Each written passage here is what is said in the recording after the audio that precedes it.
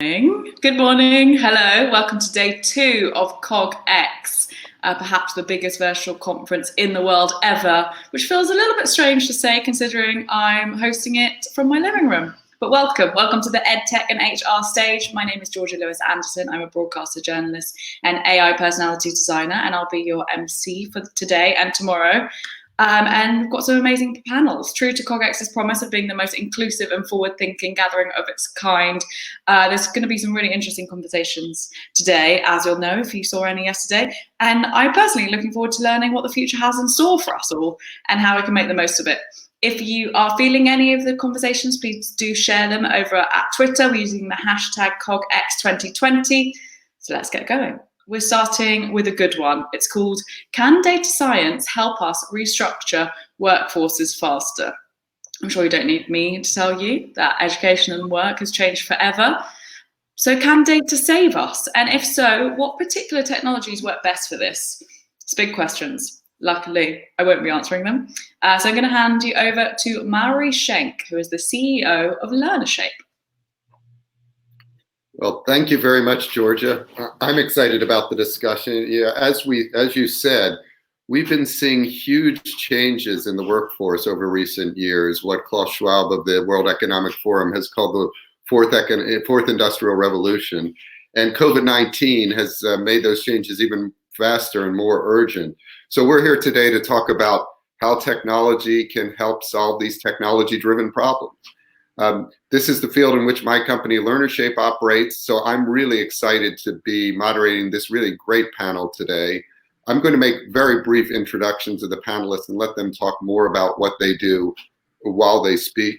On the panel, we have Yildiz Jumalieva, who's head of Open Jobs Data at Nesta, a UK-based innovation foundation. Welcome, Jill.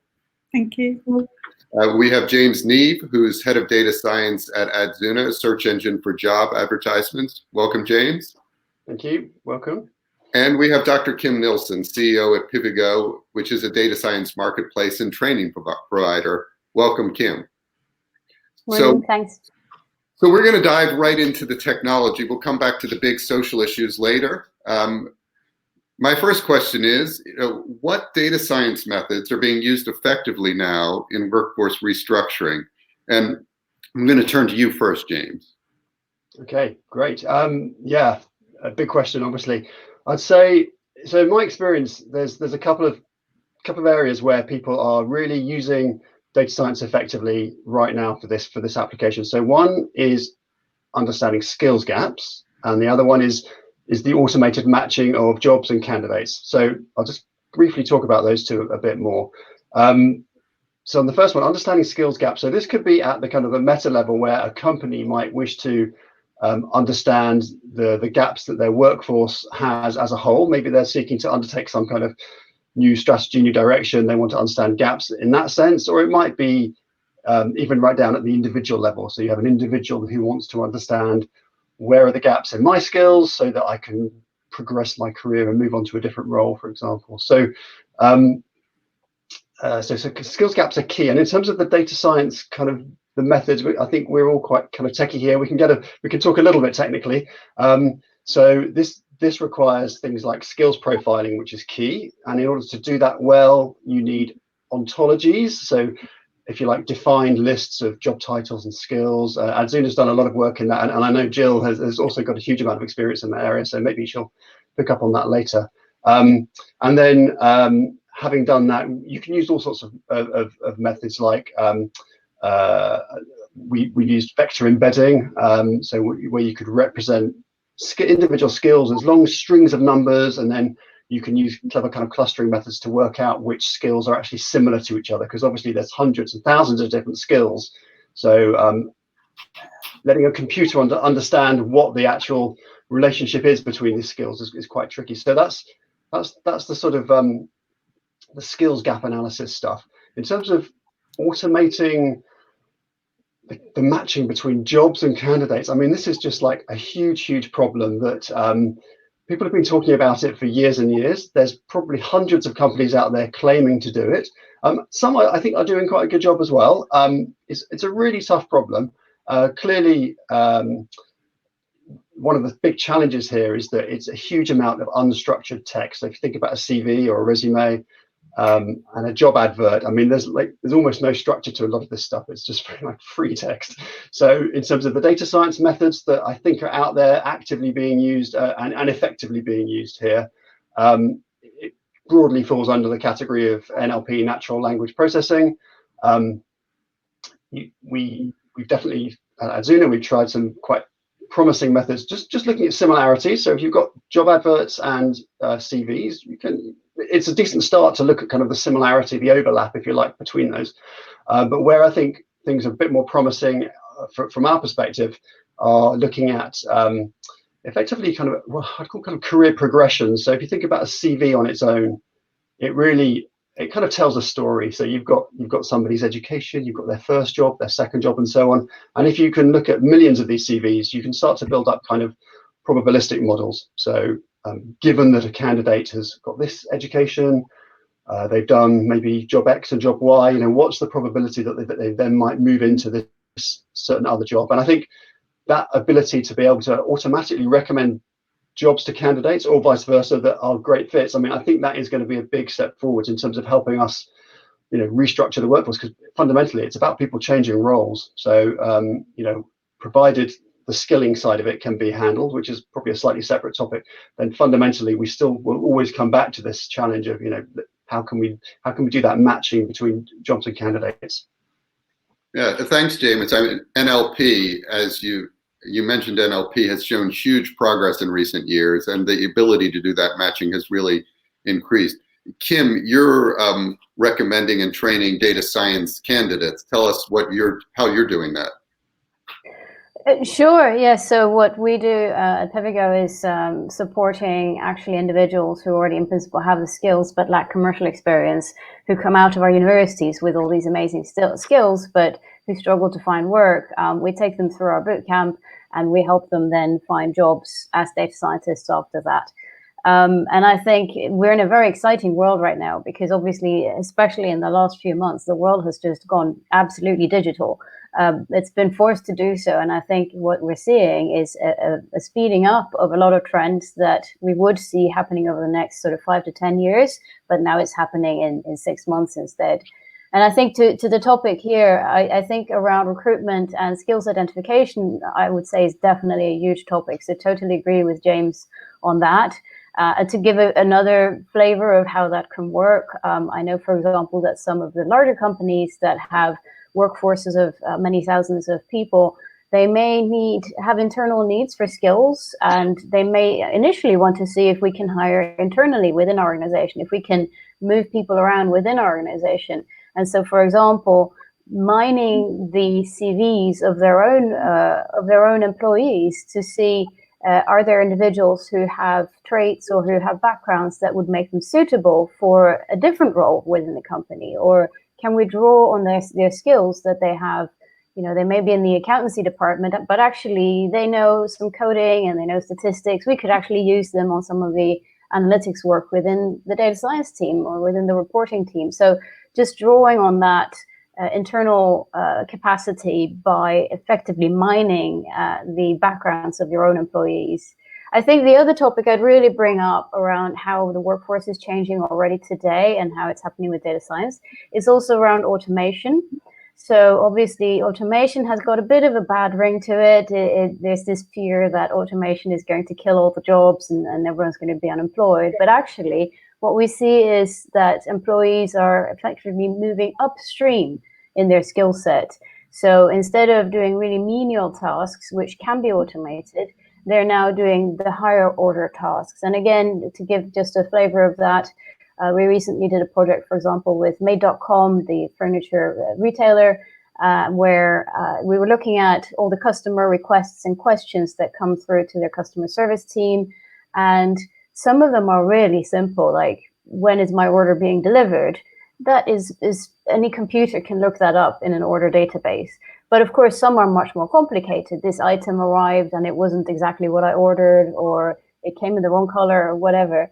And those are slightly more complicated. And so with them, we looked at, again, NLP, yes. So sorting these into those that could be automated and completed very quickly and automatically, and those that need that human touch. And of course, what we're ultimately doing is Made.com is not laying off any of these call center employees. They're actually enabling them to spend more time delivering a quality service to those customers who have really tricky needs, and actually doing it faster as well. So ending up with a better customer experience. And ultimately, of course, that will lead to more satisfied employees, because they can do tasks that are really value adding and actually where they can use their brains and not just be brawn, so to say. So I think those are the two big trends. It's around recruitment and skills identification, and also automation and upstreaming of people's skills. Well, I totally agree with those trends. Jill, as James said, you know a lot about this area. Before asking you to comment on that question, though, I'd like to combine it with the next question, which you and I have talked about as we were preparing for this panel, is, we've had huge progress with AI algorithms and processing power and data. We've talked about that some already on this panel with NLP, but there are some barriers that remain. So maybe if you could talk to where the opportunities are and what barriers you see in terms of data infrastructure or other factors. Sure. So as Kim and James said, it's a really exciting space. At the moment, there's a lot of activity. We see examples of tools and platforms emerging that show us how data science could be used to inform kind of internal progression pathways, or recommend learning automatically, or career transitions. At the same time, some foundational elements are missing, in my opinion, and they mostly relate to data infrastructure and methodologies.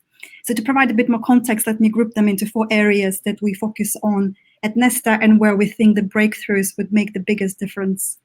The first one is around opening data. So as probably many of you know, if only you could get access to that data set that you could use to improve your solution or your offering. But often these data sets are either not even collected, or they are difficult to access, not even to mention the lack of standardization and interoperability. So as James mentioned, they all kind of exist in this in silos. So the more we can do collectively to build more open, more distributed data infrastructure, which enables us to systematically collect, index, and enrich data, kind of the greater benefit to all of us. The second area is around developing a common language for workers, employers, and educators. These groups often use such a different way to describe skills and competencies that they often can't even communicate with each other. And what we find, for example, in our work at Nesta, we're currently delivering a Career Tech Challenge Prize in partnership with Department for Education. And this initiative focuses on helping National Retraining Scheme cohort to get better information, advice, and guidance on careers. And some of these workers, they don't even know how to articulate their skills. So an example of an innovative solution is one of the finalists of the prize, a company called Word Nerds, which is using contextual word representations to translate kind of how workers speak about their skills, about their skills, into how these are described in job adverts. So this is kind of an example of what we can do to help translate between these different groups. The third category where we think most innovation is needed is around linkages. So here at Nesta, we have kind of taken a first stab at trying to link jobs, skills, offered salary, demand for skills by building the first open kind of a data-driven taxonomy of skills extracted from job adverts. And once we've published it, we were kind of inundated with inquiries from such different range of stakeholders who all said that without having this understanding of relationships between job skills and learning, it's really difficult to generate strong, robust recommendations for career transitions and learning. So what we're doing now, we're currently working on transforming this taxonomy into something which looks like almost like a map of job skills and learning that you can use to navigate the labor market. And finally, I think as pandemic has illustrated, anything we build has to be future-proof. It has to be future-forward-looking. For example, if we're only focusing on kind of developing recommendations based on the data we have now, we might really miss a big structural shift. So, for example, as Kim is mentioning, automation is one of this large-scale anticipated change that is coming. And unless we understand kind of how it is interacting with specific job attributes like tasks, skills, work context, and what does this then mean for jobs, we kind of can't necessarily, we can really miss the big picture. So I think kind of what we are really interested in is developing almost like a way of thinking about how automation will impact jobs, and also, for example, how climate change will impact jobs, tasks, and more context. And this hopefully will enable us to provide kind of more, greater longevity for the insights that we're generating. The climate change linkage is a good segue to talking about some of the bigger issues. Before I go there, I was going to comment, my own company, LearnerShape, is dealing with recommending reskilling pathways, learning content. And we were quite influenced by your paper, Jill, on building a taxonomy in an automated way. We're also thinking about the fact that, how fixed should the taxonomy be? NLP, some of the techniques allow for defining skills in abstract embedding spaces. And so you can have abstract relationships among skills rather than definite relationships, where it's somewhat black box, but it's quite a powerful concept. And that's something might come back to in a few minutes, but I want to first talk briefly, you turned towards the big issue of climate change. Everybody these days, in addition to climate change, suddenly we're all talking about COVID-19, of course, and everybody's talking about racial tensions in the United States. As you heard from my accent, probably I grew up in the United States until I moved to Britain 20 years ago. And it's interesting that these US issues have attracted global attention. These huge challenges are ones on which workforce issues play a big role. And I have the question, what is the role of workforce technology solutions in addressing these big issues that we're all thinking about today? Kim, I know you had some thinking, some recent work you've been doing on that. Yes, I recently attended a conference on economic insecurity, which was scheduled to happen since 6 months ago, but obviously took on a whole new dimension just last week. And I think obviously we're living through some of the most extraordinary times in modern history, and certainly within our own generation, if not several generations. And I think obviously it will be a lot of change to the whole system coming from this. I mean, one thing that's interesting with COVID specifically is that obviously, unfortunately, a lot of people are being laid off at the moment, either on furlough here in the UK or actually really laid off fully. And I think one trend that we'll see from this coming forward is a further increase in the popularity of the gig economy. So I expect from now on that companies will, because of the economic uncertainty in the markets, will not dare to really take on so much fixed cost again, and instead they'll appreciate the idea of flexibly accessing talent as and when they need it. So making essentially talent a variable cost rather than a fixed cost to the business. So I would expect to see the gig economy growing and that sort of flexible working, which of course has challenges and benefits to those who are in it. And also we have these big issues around the spotlight being shone again on the diversity issues that we have obviously in the whole world. But I think we in the technology industry also need to take a very close look at our own backyard and see how well we're doing with this. In terms of technology in using these things, again, looking at the two, COVID and racial tensions separately, with COVID, obviously, the big debate has been around tracing of cases and using apps and such for that. And the big debate there has been the ethics and the privacy elements of that and who's storing the data. I think we've all seen many examples of where data has been stored with a particular purpose in mind, but has then that scope has slipped and somehow the data ends up in a place where we didn't expect it to be in the first hand. And I think this is still very much an unsolved debate around these sort of tracing algorithms. And also, of course, what they could theoretically be used at as should the government want to start to profile people. So that then comes on to the other side of the question and the diversity. And I think this is something that we still struggle very much with in our industry as well. It is not diverse enough. I'm glad to see that at least we've got a gender balanced panel, but unfortunately it's still not great diversity within our industries, which then of course risks leading to biases creeping into our algorithms that we're building and the technology we're building.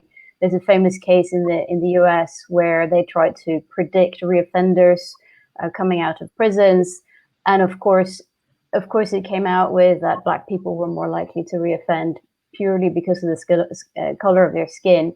And these sort of things can easily come in when you have these all-white, all-male teams. No offense against any particular group here, but non-diverse teams are less likely to spot those risks of biases that can creep in. So I think we've got a lot of challenges still around how to make sure that what we do in our industry is right, that it serves the purpose that we want it to, that it serves society. But then with that, we can also, of course, help society a lot through, for example, tracking and tracing COVID and hopefully getting our economy back on its feet as quickly as possible. There was one phrase you used there, Kim, talent as a variable cost, that I found interesting. If talent is a variable cost, does that increase job insecurity? It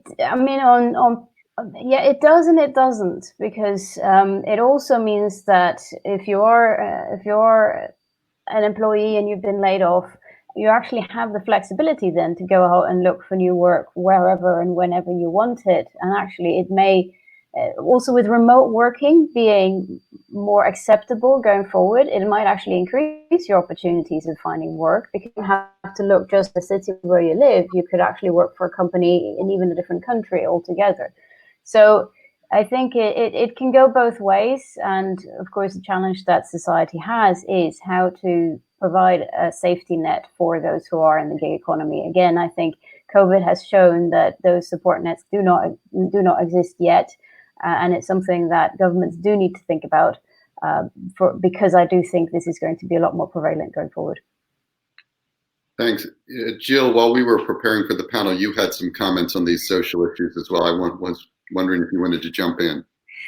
Yes, and I think Kim is making such an important point, is that we kind of don't want to inadvertently use technology to further entrench inequality and somehow inadvertently exclude certain groups, because you may often find that workers who most need advice, most need kind of data-driven advice, are often the least equipped to access it.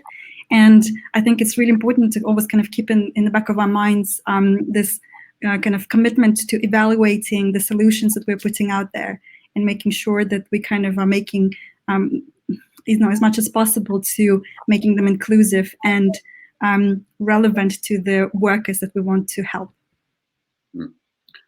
So, James, I wanted to turn back to you, and you may have some comments on the social issues. I also wanted to ask you, Adzuna advertises practically all the jobs in the UK and in quite a few other countries as well.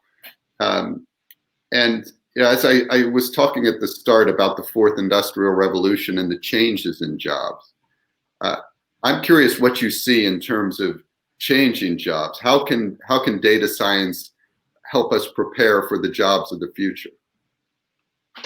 Yeah, I mean, the short answer is I think data science can help us analyze the data and get insights from the data to help kind of predict what's going to happen. Obviously, the irony is not lost on me in that I think many people would say, well, it's data science that's caused this problem in the first place, because it's, if it weren't for AI and automation and machine learning, then these jobs wouldn't be being automated. Obviously, we can't really change that. But I mean, data science, the core principles of data science can be used to analyze the data. And actually, so Adzuna has done something on this. I'll come on to that in a second, but might just be worth recapping. I don't know if everyone's familiar perhaps with it, but there was this kind of seminal paper in 2013 from the Oxford researchers, Frey and Osborne, I think, where I think they were the first effectively to do an analysis of what the likely impact of basically automation, AI and automation would be on the marketplace. And actually, since then, there's been quite a large number of other individuals and organizations that have tried to repeat and improve upon that analysis. And they're all taking, predicting the future is hard. Okay, so they all have kind of their limitations, but they all take a kind of broadly similar approach, which is actually skills-based. Often, once again, it comes back down to skills. So what they've typically done is that they've identified all the skills that are associated with each job, so kind of just job profiling, and they assigned sort of automation scores to each of the individual risks, and they're able to use methods like actually regression and clustering methods to actually then rank all the roles, and I think that's what hit the headlines back in 2013, which is kind of a ranked list of all the job titles, and these ones at the top are most likely to be automated, and these guys need to worry, and so on. So I think data science has, in a way, has helped kind of drive some of that analysis. At Zuna, I actually ended up authoring a paper. It was a few years ago now, I think 2017. We called it the start of the curve. I think you'll find it online.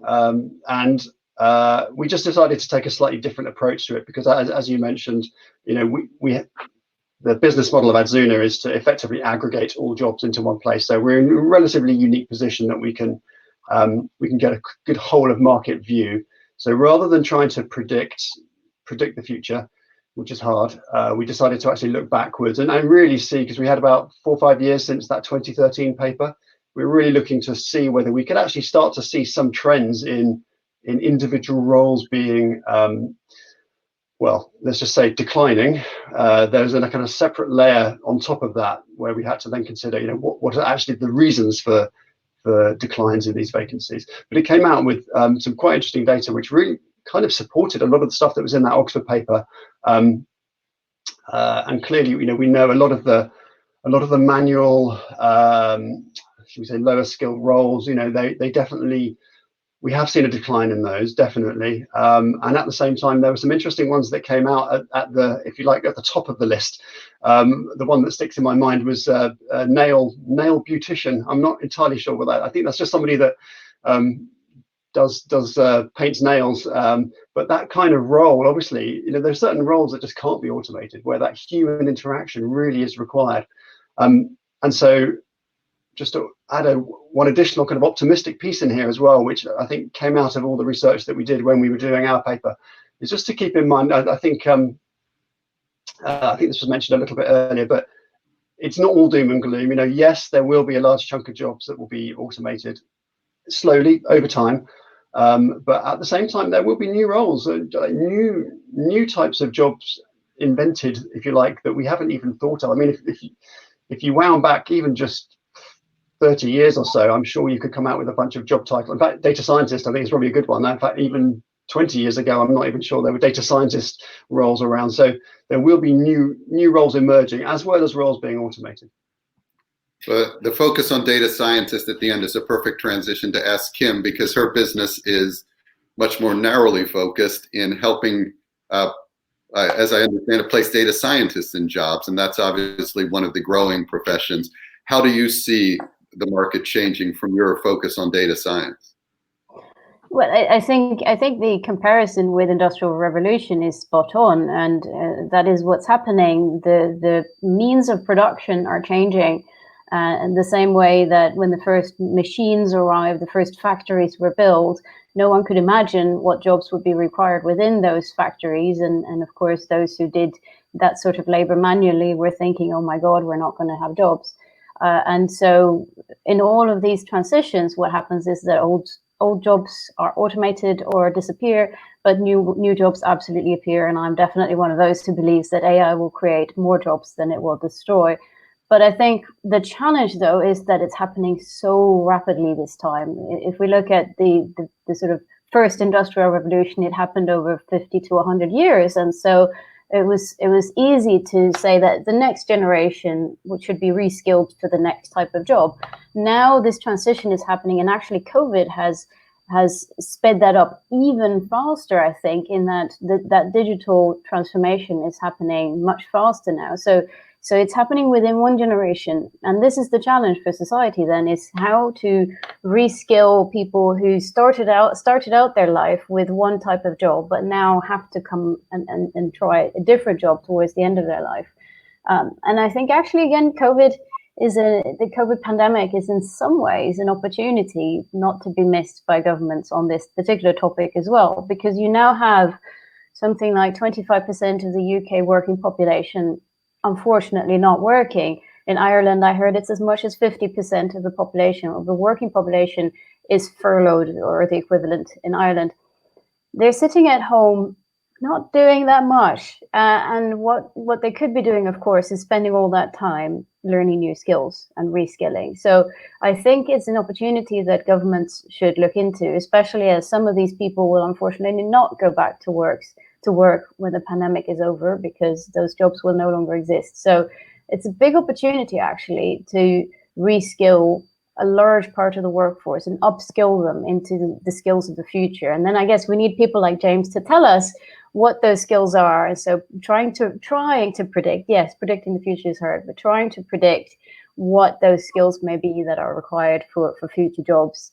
And then I also do agree with James on the opportunity here to revalue jobs. So obviously there's a lot of jobs that have been considered lower status, manual jobs, indeed, that do with, for example, caring for people, working in a care home. I think today we're clapping in the streets for people who work in care homes and others. And maybe there's an opportunity here to change our values a little bit and say that those jobs that can't be automated because they are related to that human interaction that is so critical, they should actually be valued higher, and we should applaud those people who are happy to go into those jobs and who do them well. So I think there are opportunities, and again, there's also challenges, but I think it's a challenge that government should rise to over the next sort of 12 to 24 months, and I think something good can come out of it. Can I just jump in on? Yes, please. Yeah, really, really good question, and really good contributions from the panelists. Just two things to note. First is that as we really need to understand how the demand for skills is changing, right?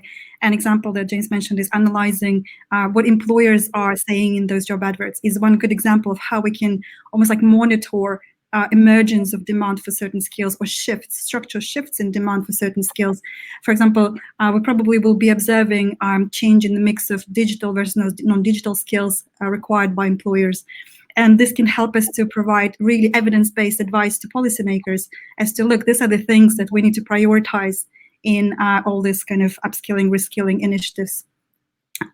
Second point is about automation. I think kind of there's actually so much kind of nuance, it's a very new kind of area where some of the recent research that we've seen from Brynjolfsson and Mitchell and Rock in the US actually found that many jobs are bundles of tasks which are both automatable and bottlenecks, like they're difficult to automate. So this shows that there's so much space for job redesign, for work to identify what's the best mix of tasks that can help people to be most productive, right? And at the same time, allow us to take leverage of AI and automation.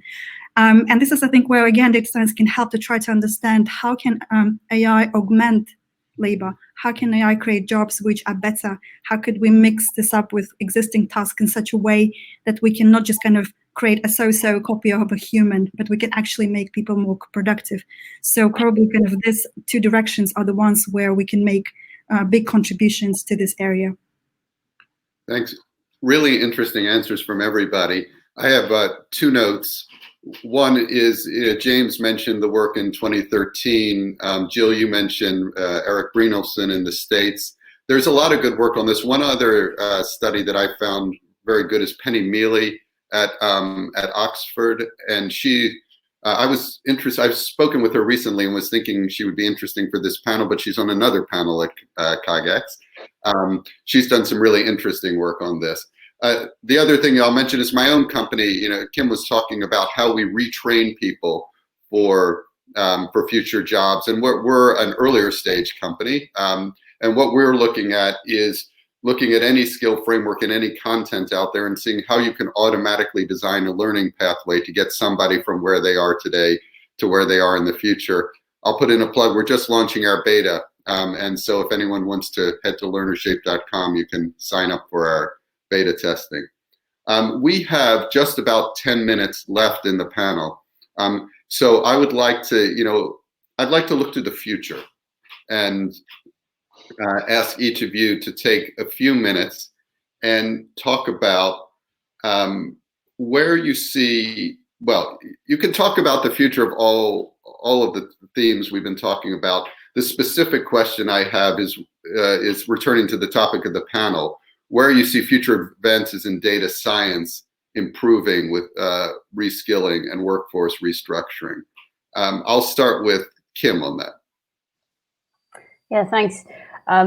So in the short term, I think something specifically within our data science area that we need to do is we need that ontology within data science even. I think we started talking about data science, well, in literature maybe 10, 15 years ago, and really actively in the business community probably less than 10 years ago. And that I think that term has worked quite well so far. But I think it's also very clear for those of us who work in this industry that there is no such thing as a data scientist, but rather there is, again, a plethora of skill sets that fall under that sort of umbrella.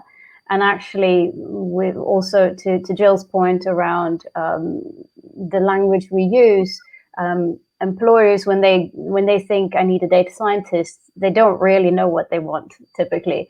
And that then leads to disappointment. They'll hire someone, it may not be just the right thing they're looking for. And so then that leads to disappointment, and that sets the whole industry back. And so I think one thing that we really need to do within our industry over the next few years is to define better maybe subsets of data science roles and so on. So I'm talking, for example, about strength in coding, strength in machine learning, strength in business reporting, strength in engineering. These are all very different skill sets, and they all kind of fall under the data science umbrella, but there is no one person that can do all of those things. So that's short term and specifically within our area. If I sort of dream a little bit further in the future and a little bit more loftier, I think education is still an area almost untouched by data science and AI.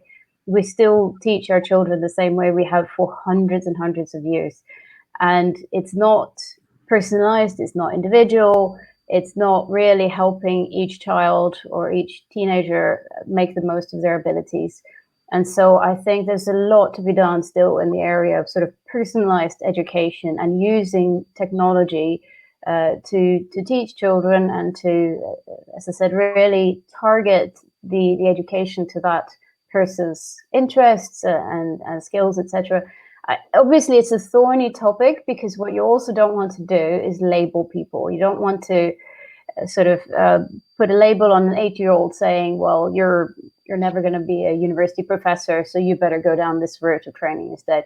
It needs to give all the options to children, but at the same time try to enhance their natural ability and give them more than what they could get if they were taught the same thing as all of their peers.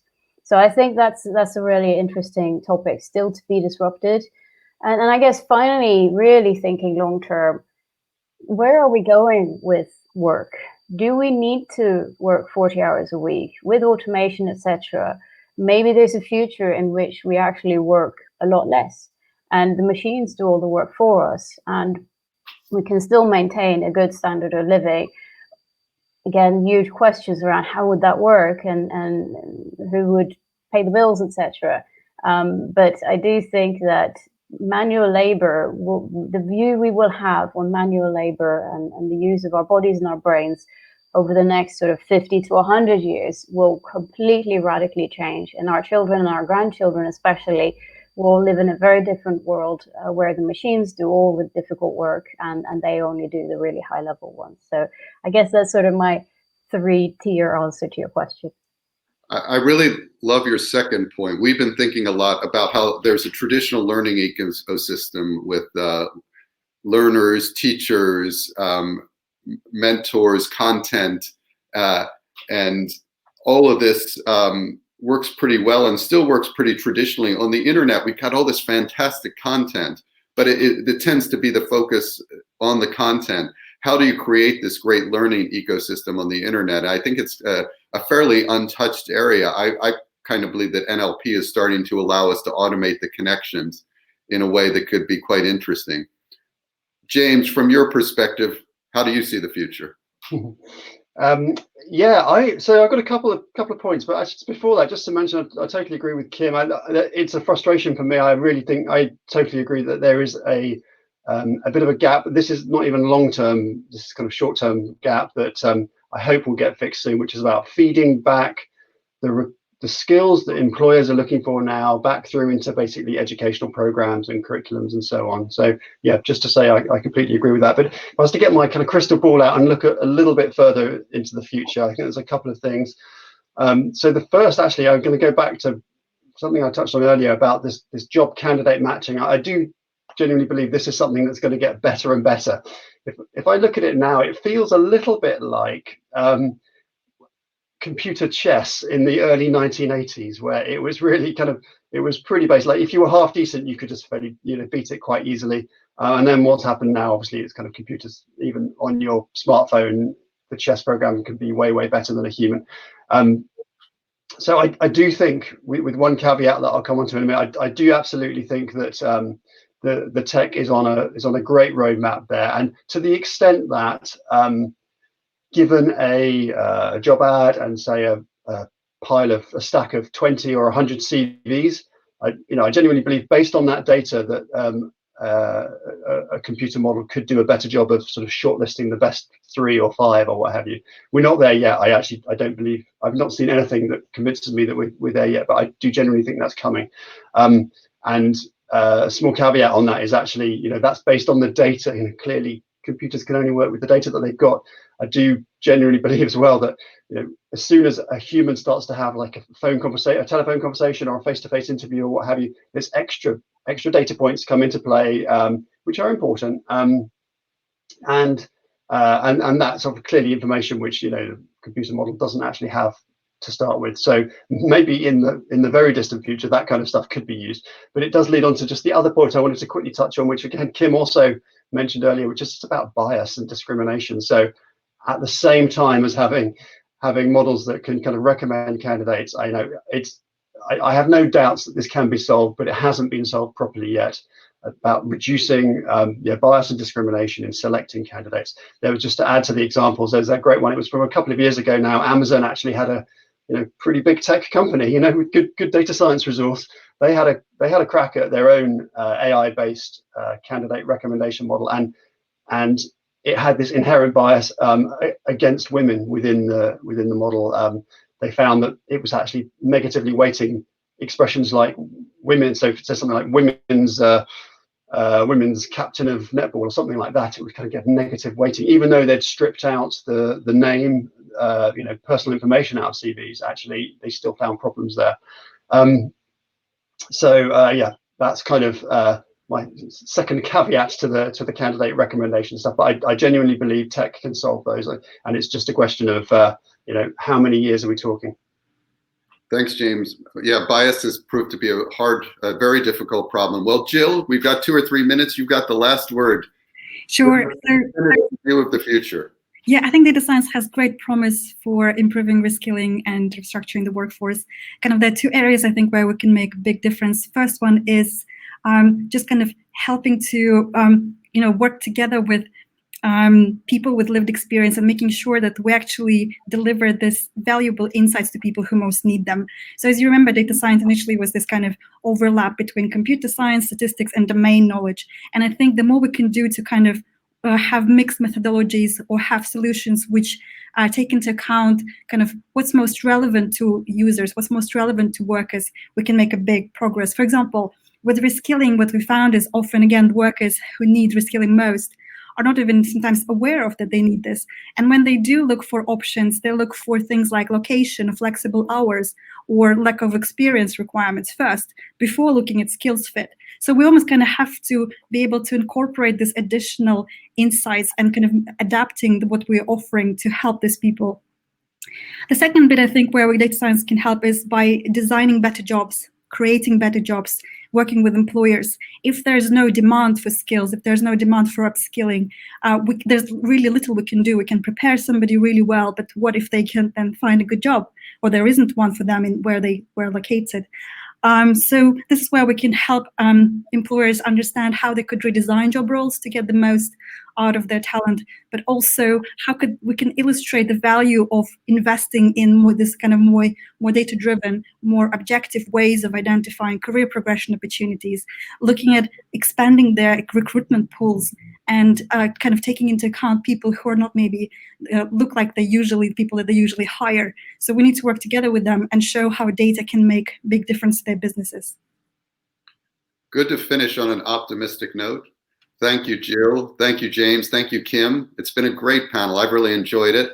And I'll turn it back over to Georgia to take us on to the next things. Thank you so much, guys. Really important and insightful conversation. I feel like there's quite a lot of work to do, but I too share your optimism about the excitement and what technology is actually going to be able to do for us in the future if we handle it properly. I'm sure, like me, you're keen to continue that conversation. So please do hop over to the speaker breakout Q&A virtual room. I think we're all just going to take a 15-minute break before that. And then you can get your questions answered directly by them. Next up on the EdTech and HR stage, we have an interesting talk called The New Normal and Mental Health, How Data Can Empower Organizations Throughout the COVID-19 Crisis. That's at midday. So I'll see you then. Thanks so much, guys.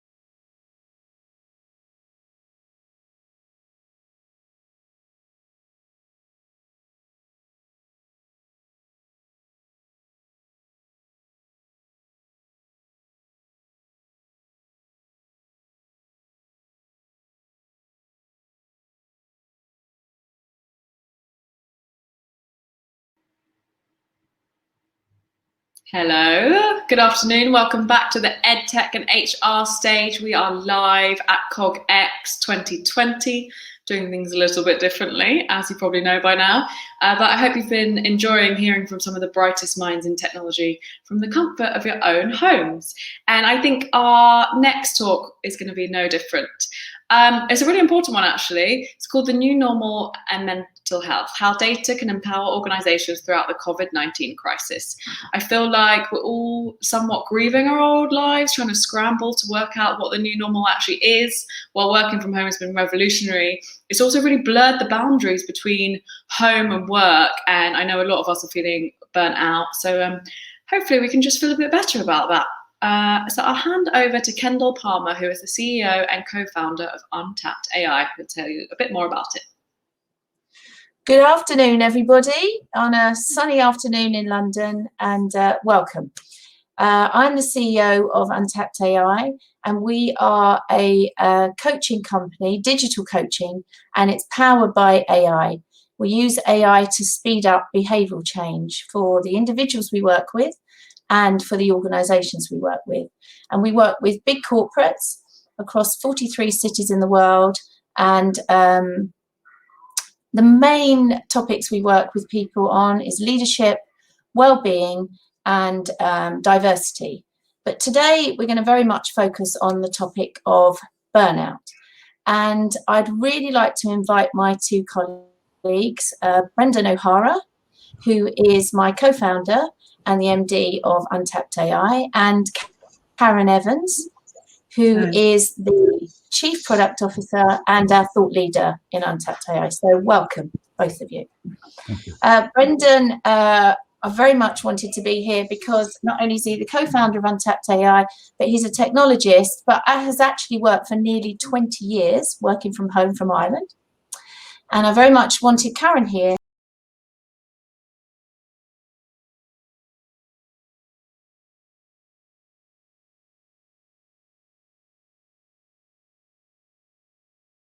burn out ourselves. So let me start with a statistic. So I want to tell you that on our platform at the moment, I'm just seeing if I can, yes, there we go. On our platform at the moment, we are finding at the end of May that 27% of people are in the pre-burnout phase, and we're finding this is actually increasing as the months go on. So I'd really like to start, Karen, with the biggest question is, what is pre-burnout for, and how do you define it for individuals, but also for organizations? Okay, so since I think 1971, there's been ways of assessing burnout in individuals, and I think that what we've been thinking about is how can we help people and organizations to intervene in the pre-burnout stage. So pre-burnout stage is usually identified by people feeling a sense of overwhelm. I mean, obviously we're in COVID-19, and I imagine the repercussions from that will continue for some time, and that will add to people's sense of being overwhelmed. But the key fact is people feeling overwhelmed. What we hear from our platform is people using phrases like, I feel like I'm doing two jobs, I dread going into work, I will never be able to finish, I'm never able to finish my to-do list, those kinds of things. And we are looking at overwhelm as being that key place where you can make an intervention to help people to stop people from spiraling down into full-blown burnout. And what about organizations, Karen? How can they tell that they've got a lot of pre-burnout or burnout? Well, I think that a standard way of doing that would be to do assessments or to do surveys, questionnaires. I think that what we have found is some of those tools are not as reliable as they might be, because people are often confused about why and how they're feeling overwhelmed.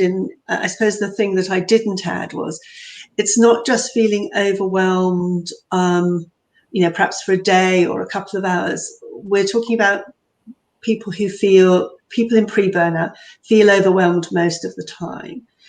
I'm sorry, Kendall, you have to repeat the question. I've just gone off.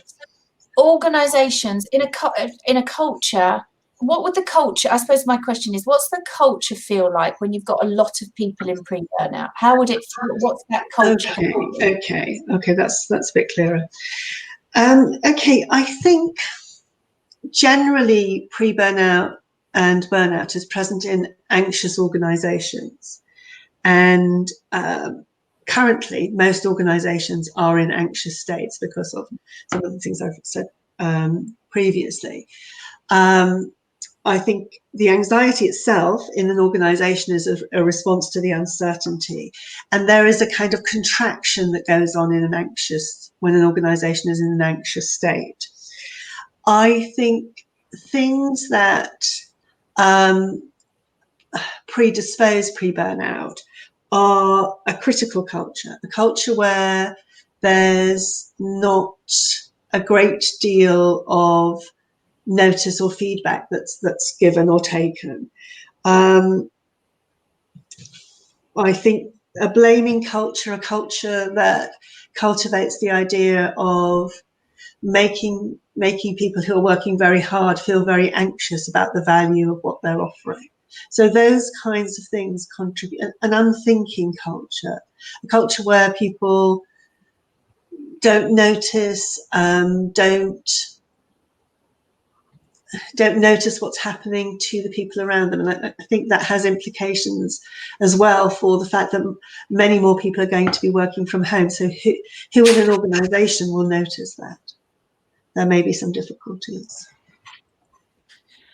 I'm going to move on now, Karen, to how do we measure on our platform burnout, pre-burnout? What are the different ways that we collect the data? If you could share that.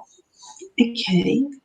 Well, I suppose partly in order to get a sense of how the different data streams fit together, we would use surveys, we would use self-reported surveys, and I think that there is some difficulty using self-reported surveys because people have all sorts of relationships to those surveys, particularly if they are sent out by their organisation, and I'm not sure how truthful people feel able to be on those surveys. Certainly our experience has shown that there's a fairly substantial discrepancy between data collected around burnout through surveys like the Generalised Anxiety and Disorder, the PHQ-9, the depression scale, well-being surveys, those kinds of things, and resilience surveys. What we're interested in looking at is looking at passively collected data. So data from people's conversations with our digital coaches, things that they have written, and we run an AI algorithm through that picks up certain characteristics that are indicative of the pre-burnout, the overwhelm state, or full burnout, which includes a sense of ineffectiveness, a sense of detachment, and a number of other subsets there. So I think that, yeah. And we're able to predict now 6 months, burnout 6 months before it happens. We're able to identify people in the overwhelmed state where an intervention would be most useful. And I suppose an intervention sounds quite clinical. What I mean is just some help would be quite useful at that stage.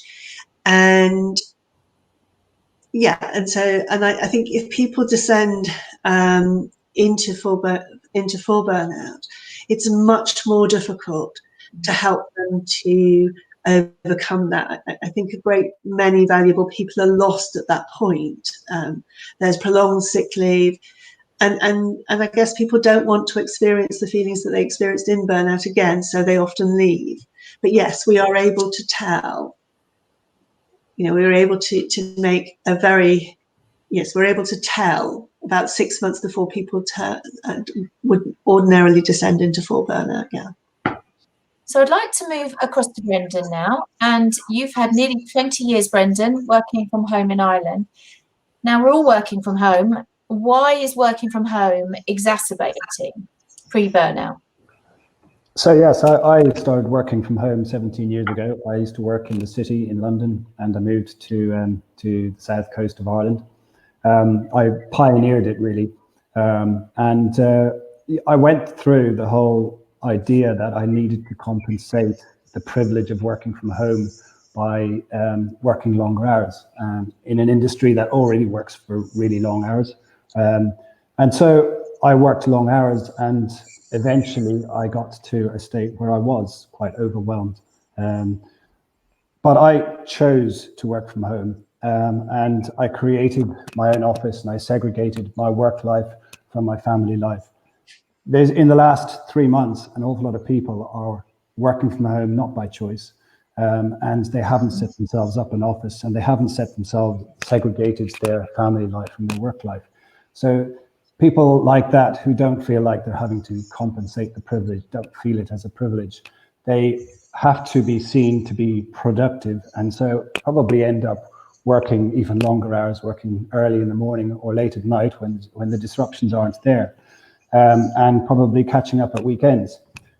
This is causing a massive pressure cooker of people who are going to feel overwhelmed, and that overwhelm is going to then lead to burnout.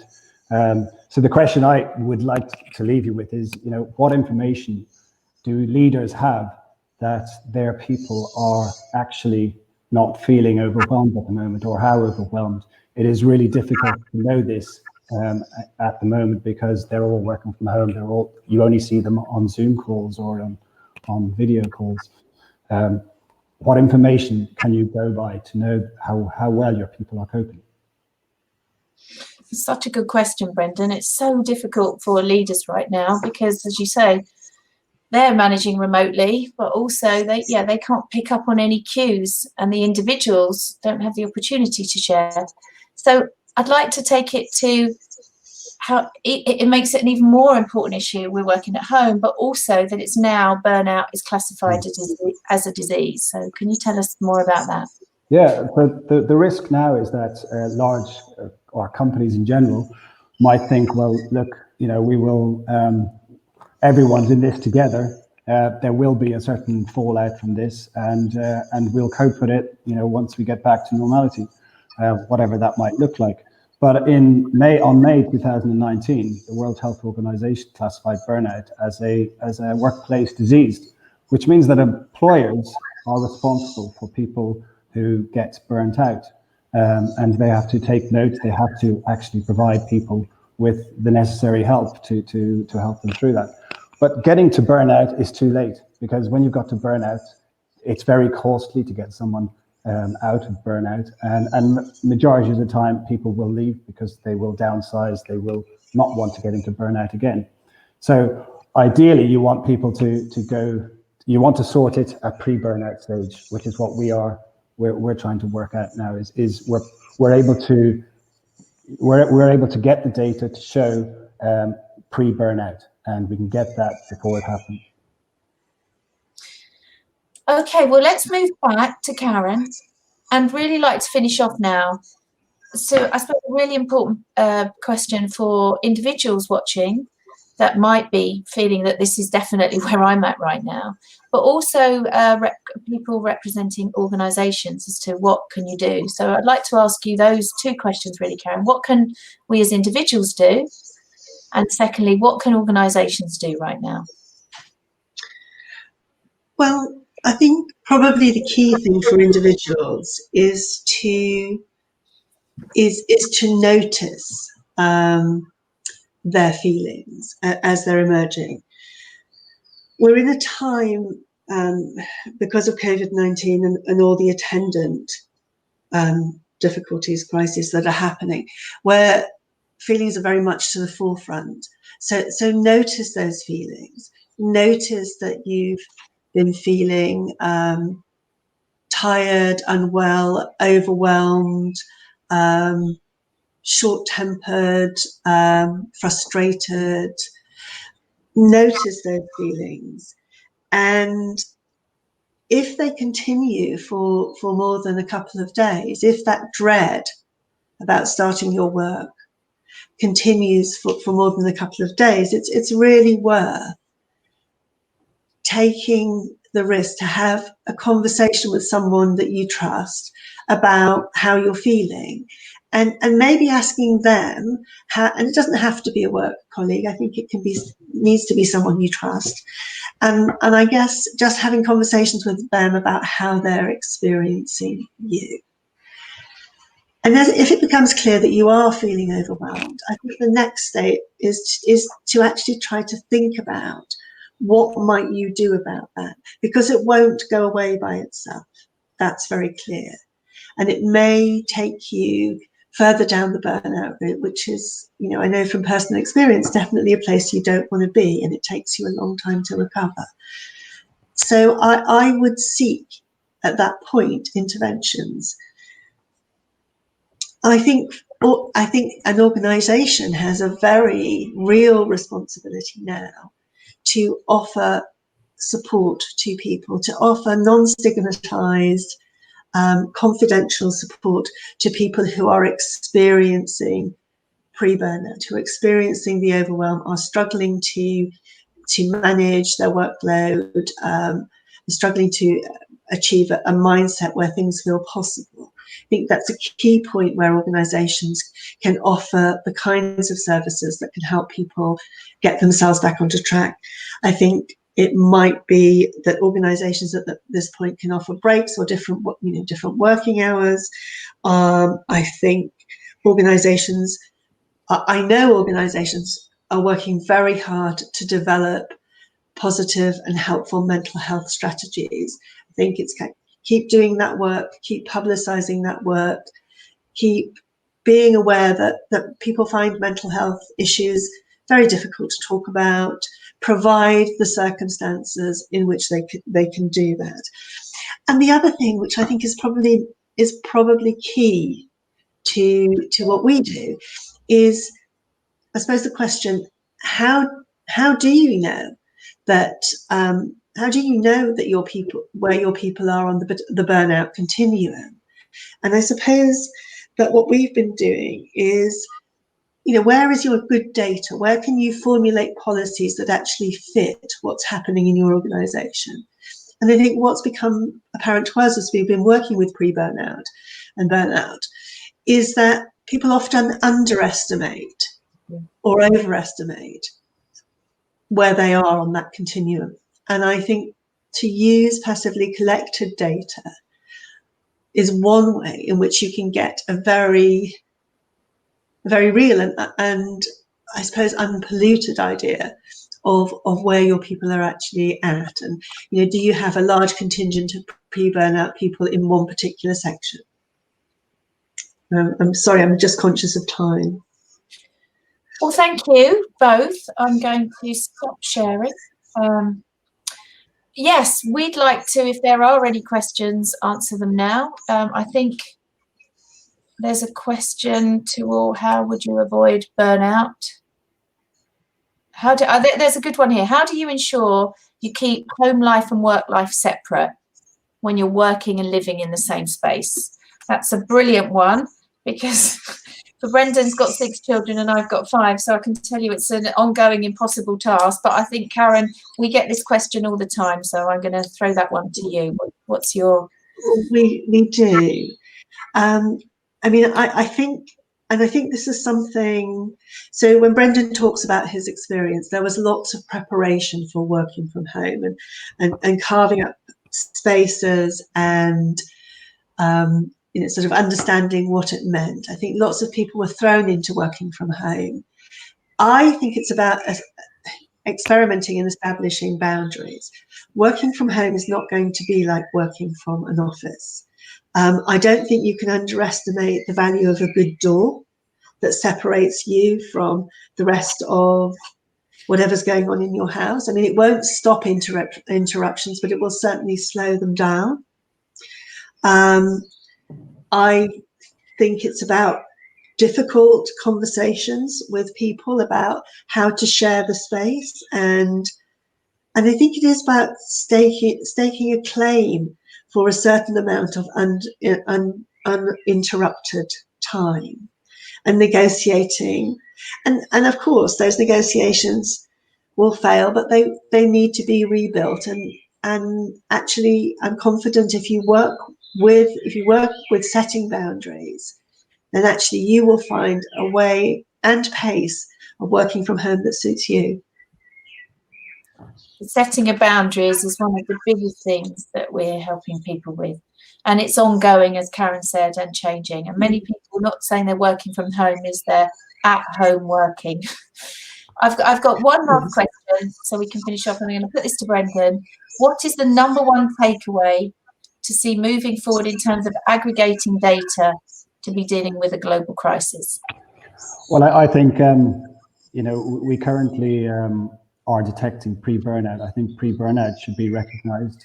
I think it should be recognized as the precursor to burnout, and therefore needs to be well measured.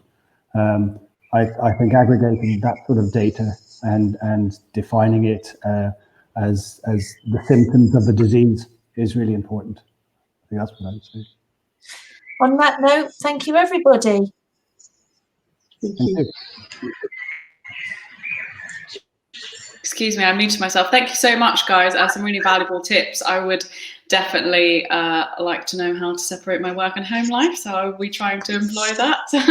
And thanks so much to everyone at home for joining us. I think it's time to have a bit of a lunch break now. Our next talk here at the EdTech and HR stage is Knowledge 2030. What should we be learning? And that is at 2 p.m. So I'll see you guys then, and thanks again to our fabulous panelists.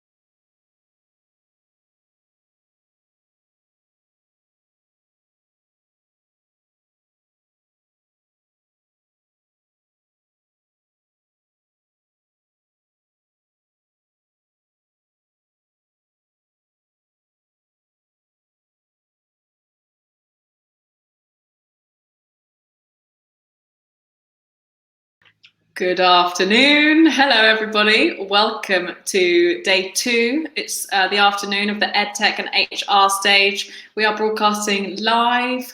I'm in my living room. I hope that you're comfy wherever you are and settled in for another brilliant afternoon of just some really interesting ideas and insights. I know I've definitely had my mind expanded.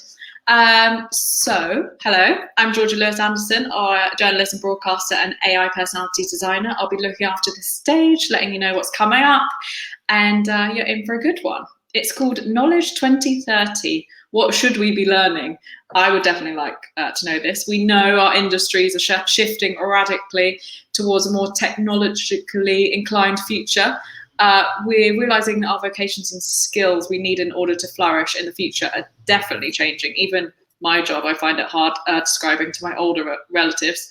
So now it's really the question of what we should be learning to be better at our future employments. How will knowledge shift as our industry shifts? And is knowledge today relevant and useful for tomorrow? Those are the questions we'll be answering.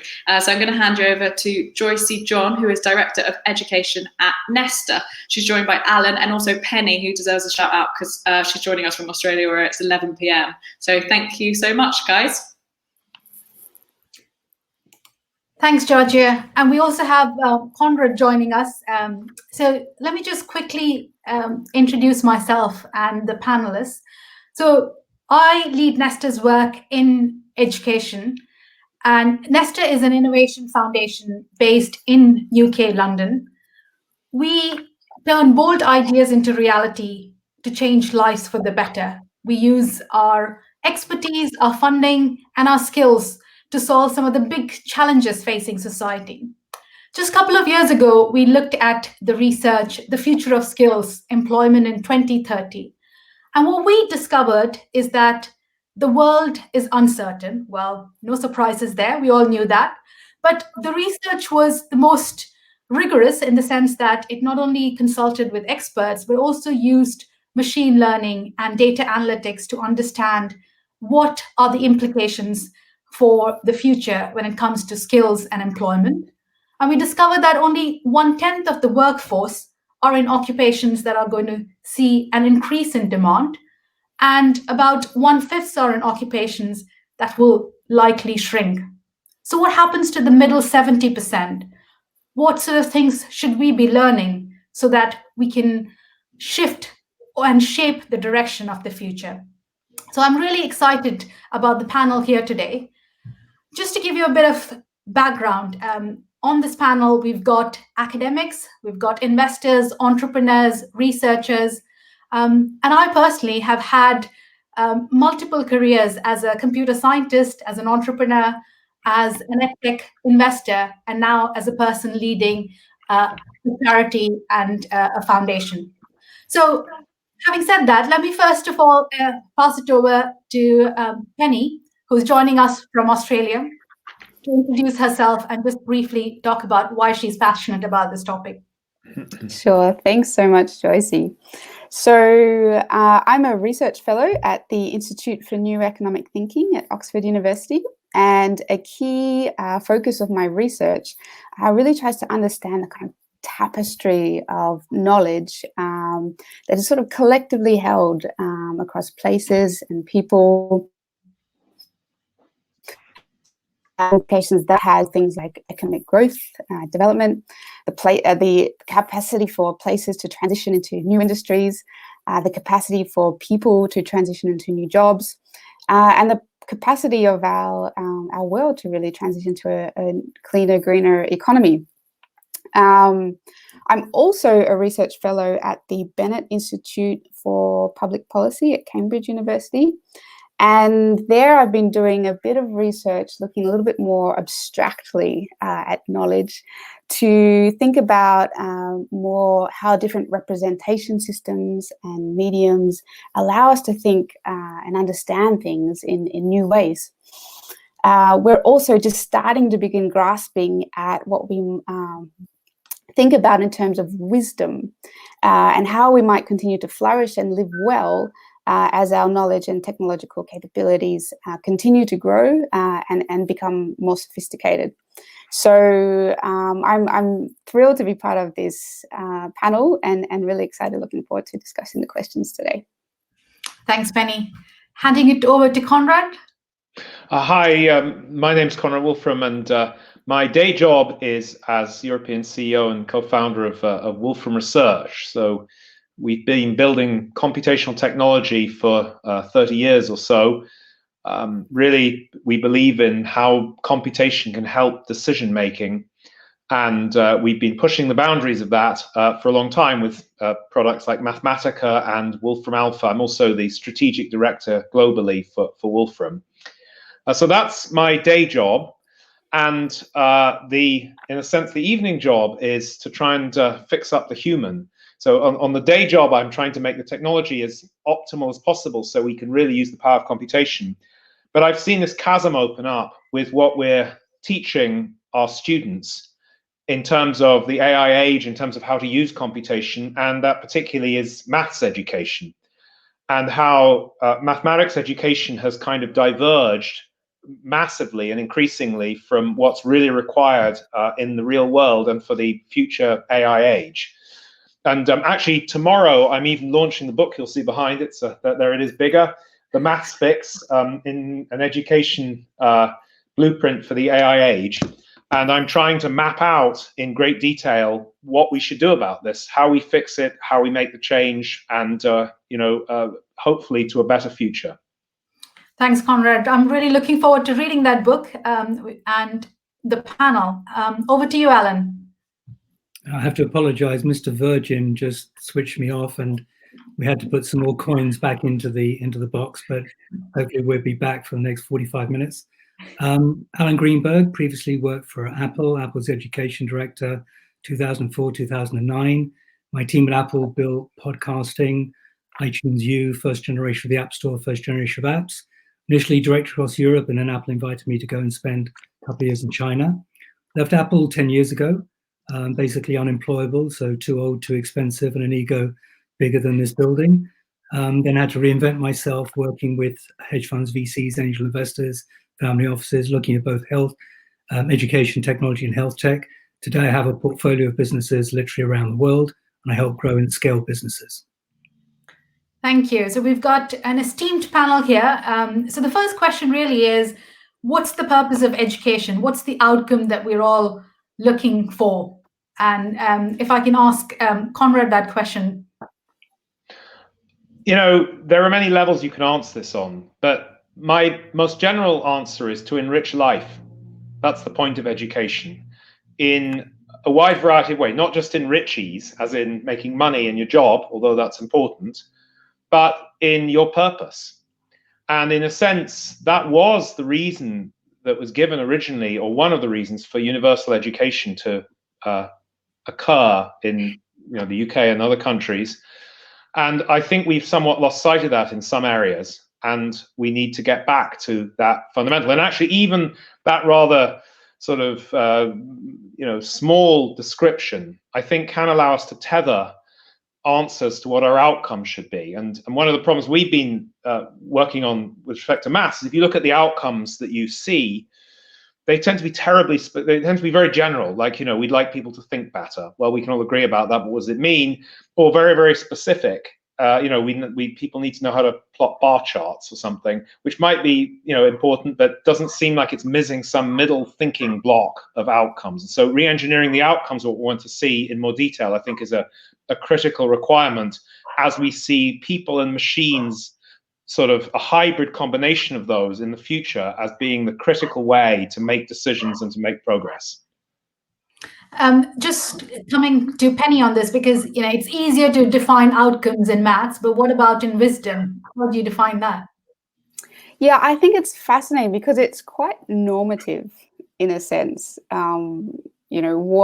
What a good life might mean, what an enriched life might mean. And I think perhaps now more than ever, we do need to have a very inclusive conversation about what the goals of our education system need to be in order for all people to flourish.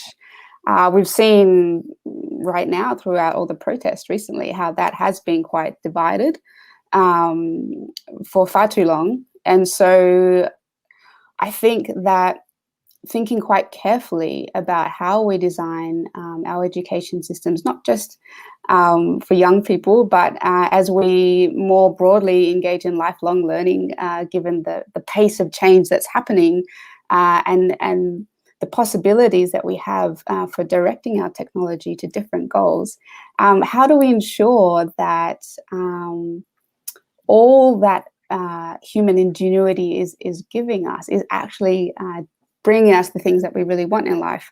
So yeah, I think it's something that we do need to think about in a much more careful, considered, and inclusive way. Thank you. And Alan, what do you think as an entrepreneur, as an investor, how can technology be used to support the real goals of education? Well, it's an interesting question. I mean, the first thing I'd like to say is that I think that we need to think about education a different way. And by that, I mean, education is for 3-year-olds to 83-year-olds, and I'm being unfair to 2-year-olds and 84-year-olds by saying that. I think that there is, we live in a world now which is very much about continual professional development, lifelong learning, and whether it's formal or informal doesn't really matter. It just needs to be accessible. So, I mean, certainly technology plays an important part in that. I mean, frankly, my time and my work spends less time working with schools and universities because to a certain extent they are conservative by nature, and I said that with a small c, and they're very slow to change. But I think the innovation around professional development in almost every career, I mean, I would argue, what is the value of a degree today? I mean, it's a qualification to get your job interview, but no sooner do you actually get that employment than you have to have an opportunity of develop into that role, to onboard that person into that business, to actually develop them through their career. And that applies right the way through the professional fields and almost every area of enterprise. Yeah, I think we all agree that the purpose and the goal of education needs to be bigger than just preparing kids to pass exam or just preparing workers for the future. The question is, how do we ensure that we're building these new skills? Like, what are these new skills that the changing world needs, and how do we make sure that we're building these skills in everyone? I'll take a crack at that, at least from my perspective. I mean, to start with, we should look at what we're actually doing in our lives in real life. It's kind of start from real life and work back to how people could get there in education. And obviously, we're trying to project forwards as well to what people will want to do. And I would say there are a few, and so, by the way, I think that's really not happening at all in many spheres, right? I mean, even take maths, right? People are learning a very narrow set of tool sets which were predicated on what you could calculate by hand, which is no longer the issue, because computers have, massively overturned that part of the maths process. And so we've got the wrong tool sets and they're learning them from the wrong angle. It's just all backwards, right? And so then you ask, a question I love asking people around the world is, when was the last time you solved a quadratic equation? We all learn them in school and we're all forced through them across the world. When was the last time anybody actually did one by hand in anger, so to speak, in real life? And the answer is not very often. And so I think you need to start from real life. Now, the difficult thing, I think, is abstracting out, in a sense, the thinking that you want the human to do and figuring out what those look like, what that abstraction looks like, rather than just a laundry list of things to learn. Because the thing we don't want is humans competing with what computers do best. We should be stepping on top of the power of computers, not competing with, the fact is you can look anything up on a computer. Memorizing things is something computers do, in many ways better than we do. There's no point in that. What we need to do is go to level up the imagination, the creative skills, attached to what the computer can actually do. Final point, I do think that there's this idea that the vocational and the conceptual should be very separate. The intellectual somehow is disconnected from what you actually need. I think this is complete nonsense nowadays, increasingly nonsense. Most of the sort of things that are unconceptual are going to be taken over by computers if they haven't already been taken over. So actually, the vocational for humans is ever more conceptual. the intellectual is what you need in your job and in your life. And we shouldn't lose sight of that. So there's no division between those, I think. Thank you. So definitely focus on skills like creativity, empathy, imagination, the things that computers can't do, and try and bring the vocational and the academic together. Those are some key things. Just to get Penny and Alan's views as well on this. I completely agree with you, Conrad, about thinking and starting from real life. And I think if we reflect on the most nitty-gritty problems that we're dealing with in real life today, they tend to be quite complex. COVID is the obvious one to think about right now, but 10 years ago, the thing that really brought the world to its knees was the great financial crisis. Yep. And, you know, arguably we could have learned a lot of lessons from that, but I don't think we did enough learning as a result of that. And of course, in the next 10 years, how we grapple with climate change is really critical, because the next 10 years really is the make or break decade in which we can either learn to do things differently and transform our economies, our societies, our industries, or not. And failing to do so has really horrific consequences. And so I think when we think about these sort of big complex problems and our difficulty perhaps grappling with them, in part because of the way in which we are educated to think, and I completely empathize with the way that we learn maths, doesn't particularly lend itself to dealing with, I mean, we're quite good about thinking about linear things, and perhaps if we had a more intuitive, engaging maths education, would be better at thinking about non-linear dynamics. But the truth is, you know, the world just had a crash course in exponential growth, and a lot of us were sort of like catching up. So I think starting from real life, I think actually complexity, complex systems, and the principles and the dynamics, and allowing people to think about those in more intuitive ways is quite fundamental. Even I think the way that we talk, the language that we use is quite linear. It's hard for me to express, you know, positive feedbacks in the way that I talk to you. Diagrams help, and simulations are even more helpful. And so starting to bring these alternative tools that have largely been relegated to as quite a small part of the population, and asking whether do we need a more broad-based education in the way we think about dynamics, simulate logic, how we're thinking about the world in forms that we can actually show people, you know, this is my model of the world. This is what my policymaker would like you to think when they're proposing some policy. Let's test it. Let's play with it. Let's actually engage with this in a more applied, concrete form. So I think personally, this is a huge skill that we need to build in the future. Thank you. More playfulness, more visual representation, more simulation and experimentation. I like that. Alan, your thoughts on it? I find myself strangely agreeing with everybody. That's unusual. Come on, you've got something to do. Joanna Shields made, in the opening keynote yesterday, she made a comment which I think is particularly interesting about technology needs to start working for us, not the other way around. And I think there is a tipping point that we've experienced over the last 10, 12 weeks, which I think is significant.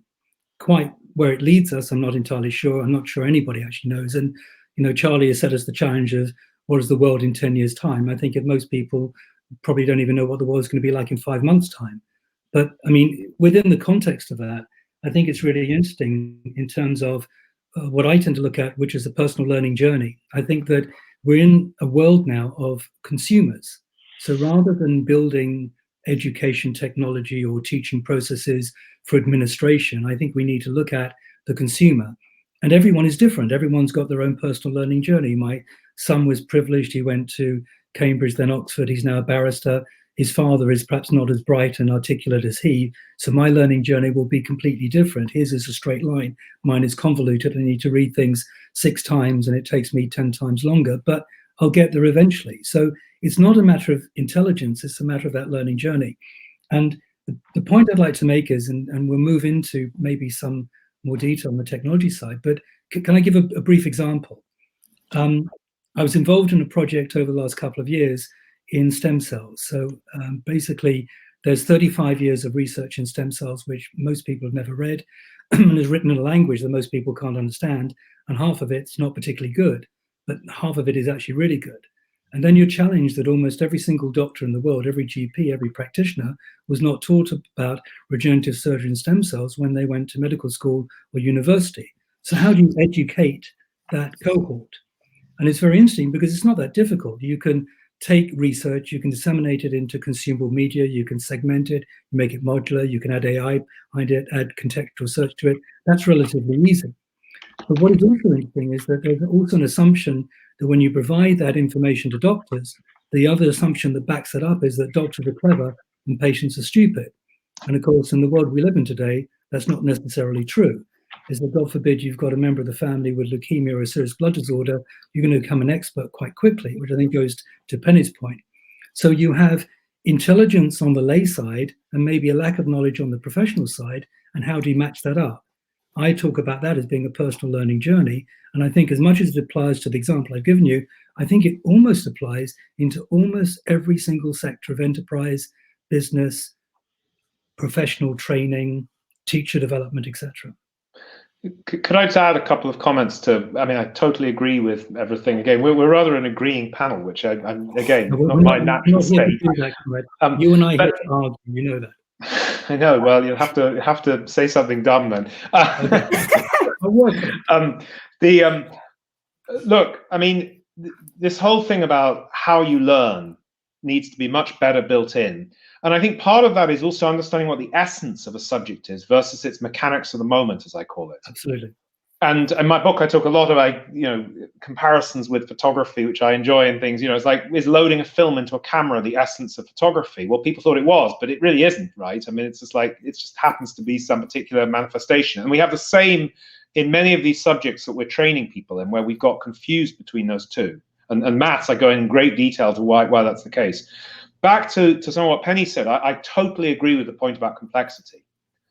That the tricky thing now is taking very complex situations in life and making sense of them in various ways. And what we're doing in school is mostly to strip out the complexity so people can deal with a simpler version, which is exactly missing the point. And so in a sense, we need to set things up so we don't strip out that complexity. We give people real messy, hairy problems, and that's what they can kind of work from. And that, of course, involves computers, because some of the analysis we now do in commonplace and real world, we couldn't do without computers. And so that's the cause of some of the stripping out of the complexity in education, because we're forcing everyone to do it by hand. The other thing is to bring real machines in wherever we can. And the great thing with computers, which is really exciting, you can't bring a chemical plant into your classroom. Not physically, because it's too big and messy and dangerous. But you can bring a computer in. The computer I'm using, we're all using here, is pretty similar to what you can get in the classroom. There's no divergence between the machinery there.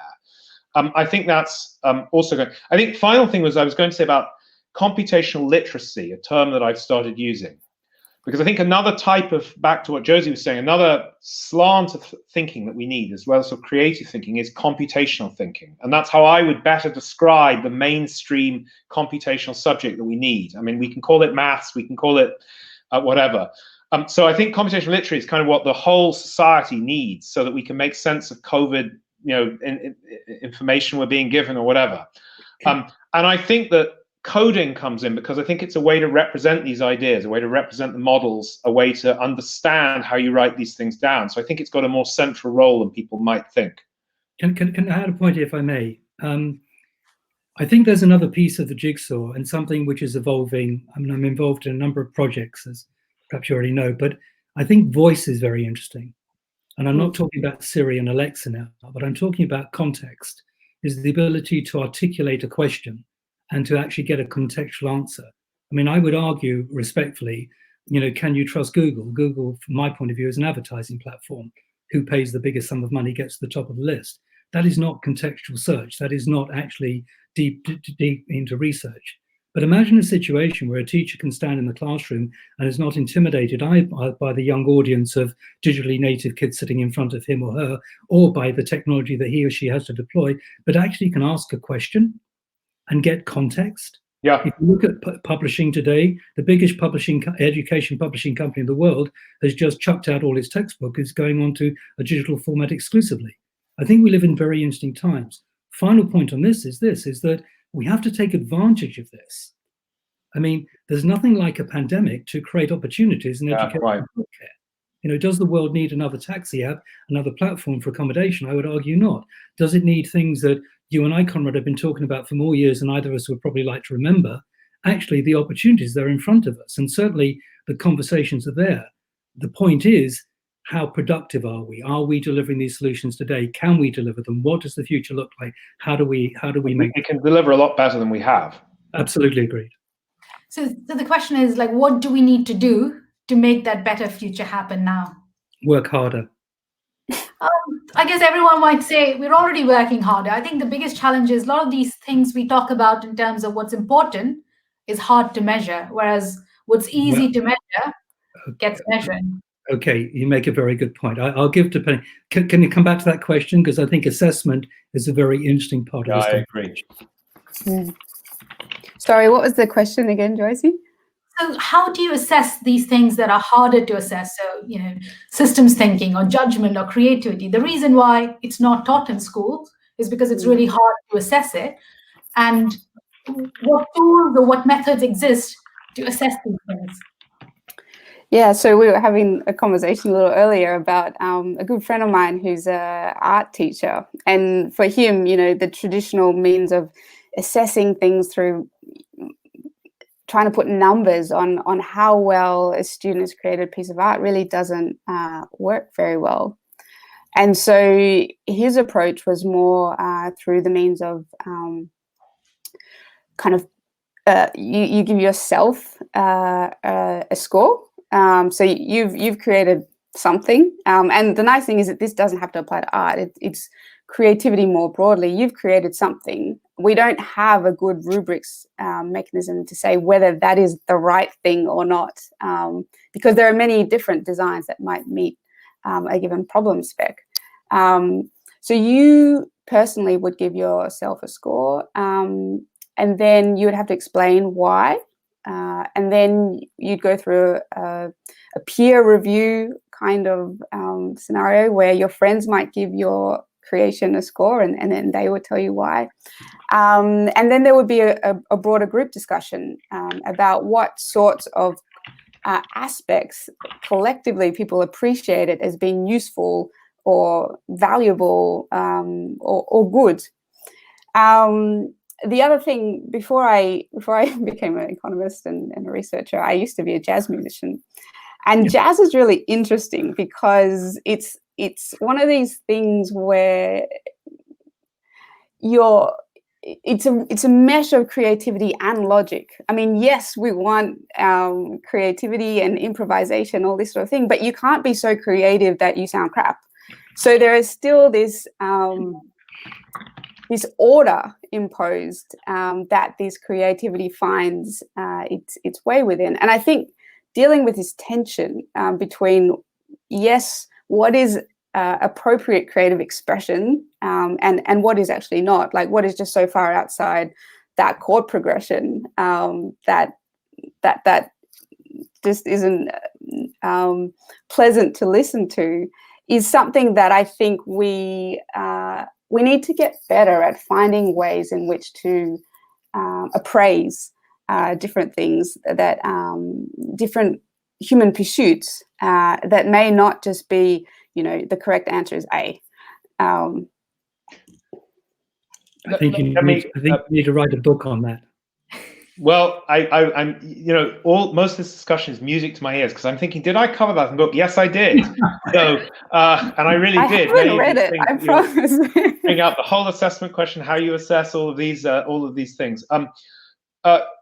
This interesting point that Penny brought up about the the sort of connection between logic and creativity. And actually, one thing I do talk about a lot in the book is the connection between process and creativity. And the idea that, when you have a completely blank canvas, it usually isn't the best way actually to get the most creative results. And so most things form some sort of process that you want to follow more loosely or more tightly. If you're an airline pilot, you follow a process pretty tightly, but then when something goes wrong, you're trying to creatively think about what to do, but following a process, and that's very helpful. But I think it's also true of doing science, doing maths, even doing art. And some of those things need to be brought out much more explicitly in education to help people, as opposed to hoping that somebody's going to pick up the process because we hadn't really bothered to abstract it out. But I think that combination is very, very powerful. On the assessment thing, I suppose I have 2 or 3 different angles in at this. One is that if you're going to have numbers, so to speak, to represent how somebody's done, have more, not fewer.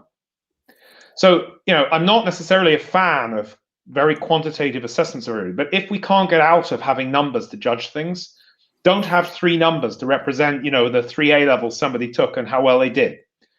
Have a huge plethora of numbers which represent everything throughout their educational progress. And the way I think about this is I think we need a sort of computational data set which represents, and this is true across all walks of life, right, which represents that complex situation. If you have a hospital, don't judge how well the hospital's running by asking for 5 metrics, because unless the managers are really crap, they'll manage to game the metrics to win, but that doesn't mean your hospital's doing what you wanted it to do. Same with students. So I feel like what we need is a system whereby you can question those metrics. And, if you're Cambridge University, you may have a different question from if you're Loughborough University, for example. You may have different ways to look at that data. So it's not a kind of you did better or you did worse all the time, as we have at the moment. Specifically on the content of the assessments. And again, Penny pointed out, it's this thing, as I've said often, that the number of times in business, I find that there are 5 answers to a question, one of which is right and the other 4 of which are wrong. And they're, closed-ended is virtually 0. Multiple choice questions are not what we usually have in life. We have open-ended, complex questions, and we need to reflect that in our examinations so far as we want them.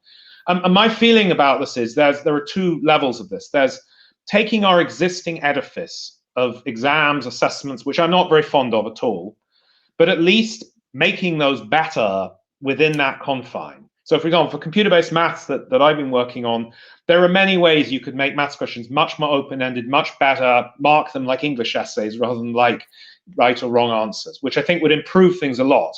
But then, of course, there's the whole much further issue of actually we don't really need to have people sitting in an exam room doing 2 hours of thing as the main way they assess stuff. We can go much better than that, particularly with modern technology. And I've sort of been trying to not think about that too much while I've been trying to get the right subject to happen in maths. But those are clearly very important things to intersect. Thank you. This is really interesting. I think we should all club together and form a new company. I'm mindful of four words. Improvisation. Penny, I could not agree with you more. I think, creativity, great footballers, great everything comes from improvisation. Jazz, the metaphor of jazz is absolutely 100% right.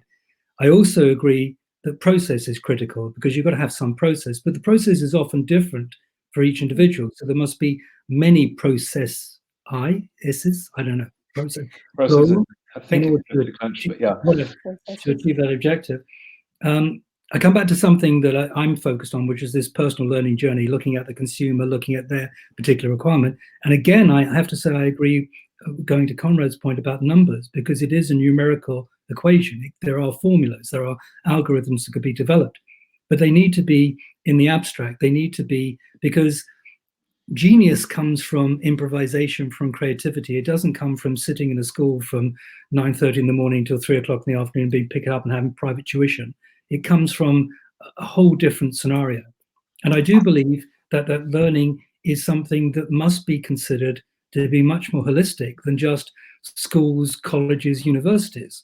Because I think there are many, many examples of young people who do not necessarily fulfill their potential within a school environment.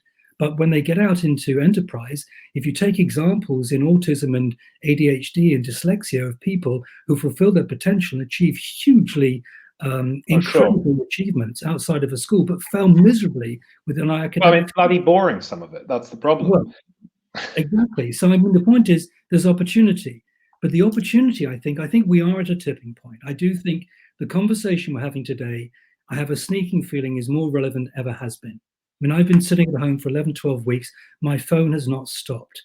And my conversations are ongoing. I have I mean, again, I'm not sure I'm being productive. That's another word, but I'm certainly engaged.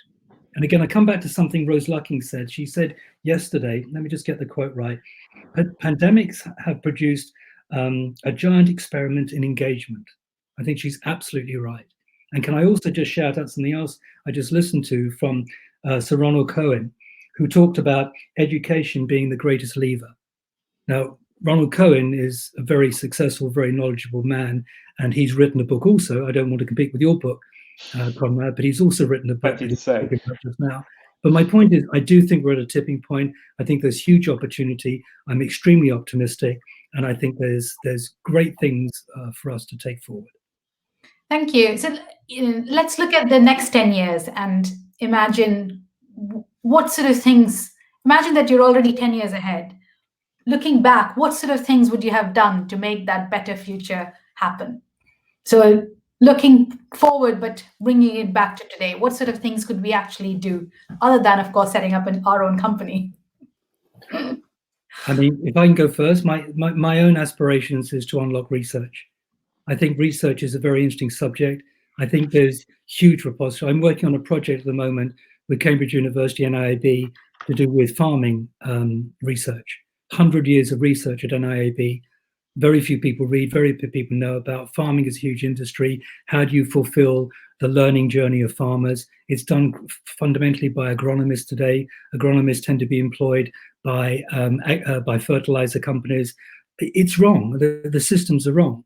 So what I advocate is basically authentic content and trusted opportunities to distribute. That's my focus, and I think that will come about in the next 10 years. Thank you. I can go next. I mean, the bigger picture here is we need to change the ecosystem of education so it can change with real life much more effectively, and particularly that the subject matter can change. I mean, right now, because everything's being driven by assessments, things that improve your chance of passing particular assessments, including computer-assisted things, they get some truck, you can get funding for those. Things that change the subject because the subject's wrong don't get anywhere. And then it's even more bizarre because the more central the subject, the harder it is to change. So maths is very, very central, almost impossible to change. An amusing counter example is religious studies. I mean, when I did divinity at school, to be honest, it wasn't my favorite subject, learning, passages out of the Bible or whatever it was. My daughter has a great time doing religious studies. It's theology, it's comparing different societies, how people think. It's changed because it wasn't mainstream. So you were allowed to mess with it. In fact, even to the point now where the humanists are complaining it's got religious in its title.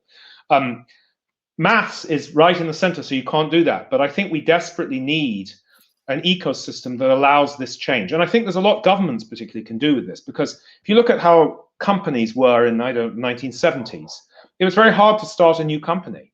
There were all sorts of barriers, you couldn't do things. And over time, mainly headed off by the US, I think, it got easier, that the conditions to start a company got, now virtually every country, even ones you'd consider very socialist, say what their credentials are for allowing you to start a company quickly. That's a thing that is expected to be a good thing in almost every country in the world.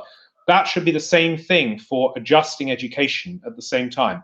And I think that looking 10 years ahead, what I'd want is that we have a new mainstream computational subject from school right the way through. And one test of that is whether we have computational X, all the other subjects. Do we have computational history, computational biology? Those should be a way of thinking about all those other subjects. And if they aren't, then why have we got a mainstream maths or computation subject at all? You use English, which you learn as a mainstream subject, for all those other subjects. You should be able to use computational thinking for those subjects too. And so that's a measure. And I think that, as I see it, that the way we reform that, in a sense, can be a blueprint because it's so far out of whack with the reality that's required. I think that can act as some kind of blueprint for some of the reformation we need of other subjects as well. And what are some places that are already doing this, or are there any examples that we can point to? No. No. I mean, to be blunt, no. No country in the world, in my view, has a modern computational subject that is not born out of assuming you hand calculate everything by hand. We did a project with Estonia, so they're ahead, and they had a very enlightened view. But even with Estonia, it's hard. You know, there are lots of things. You've got to get teachers, governments, parents, everybody aligned to agree everything. And then the assessments go as the linchpin in the middle of that, but they're assessing the wrong thing, et cetera, et cetera, et cetera. So there's a lot of pieces. There are a lot of moving pieces to maneuver. And that's very tough in the environment. And I think we've got to get around that. And I agree with Alan. I think the COVID pandemic has given us opportunities, because what it's done is taken us out of our comfort zone in many ways, including bad ones, but I think there are some good ones too. And I think that it sort of shows us what was kind of crazy before in some places. And I think that allows us to see, actually, there's a different way to do this. I mean, for example, the idea that actually most people have access to computers in some way and can work with them. And so it's reasonable to assume they're around and help folks who don't have access to get access. It's not very expensive to do that, at least in the developed world. I think it links back to the earlier point that Penny was making around complexity. And given that it's not just about the curriculum, it's about assessments, it's about pedagogy, it's about the organization structure. How do you align all these 4 different things to work together so that you bring about education systems reform is a bigger question. And I don't know if we have the answers.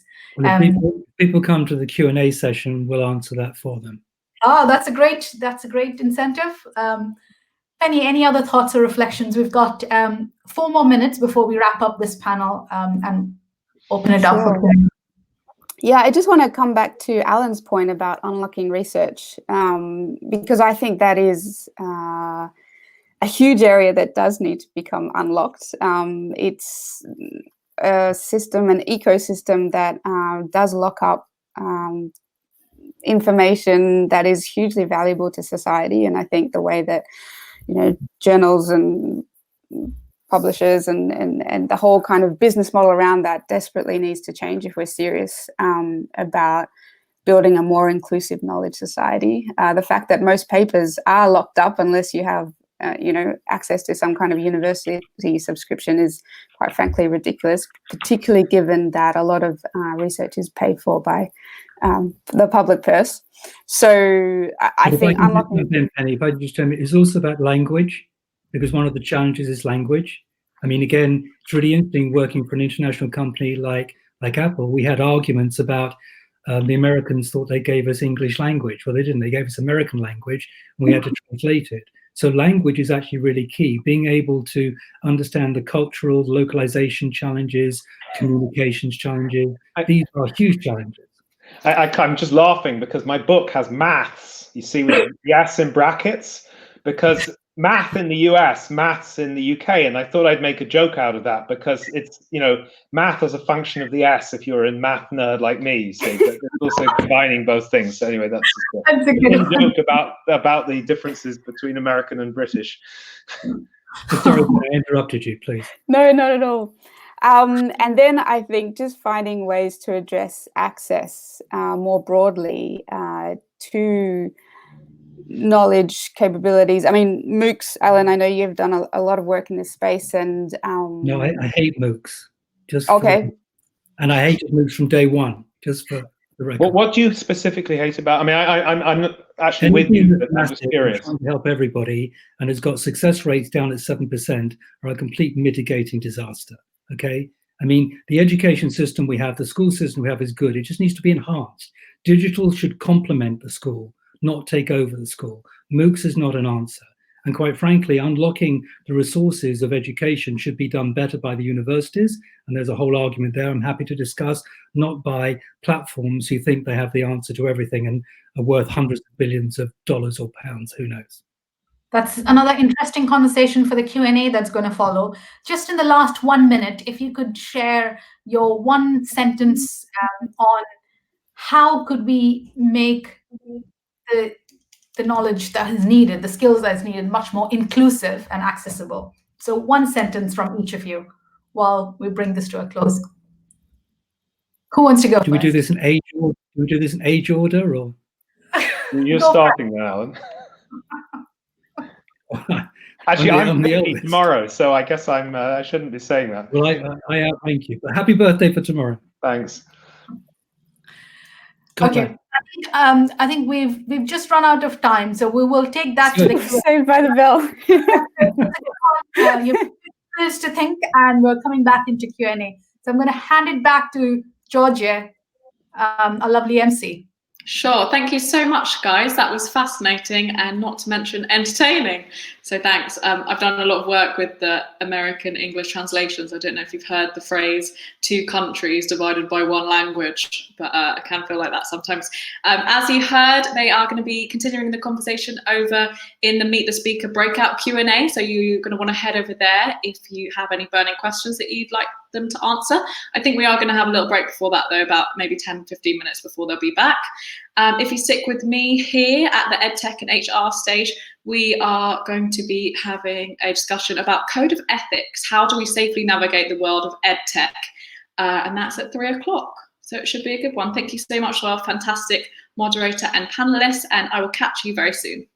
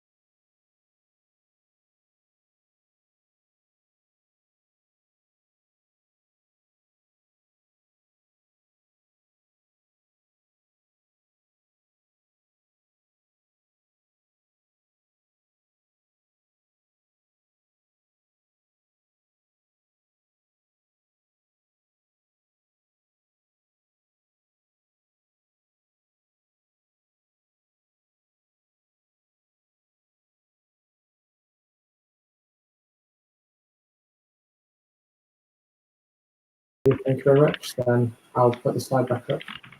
Thank you. And I haven't yet seen any questions. It'd be great. Yeah.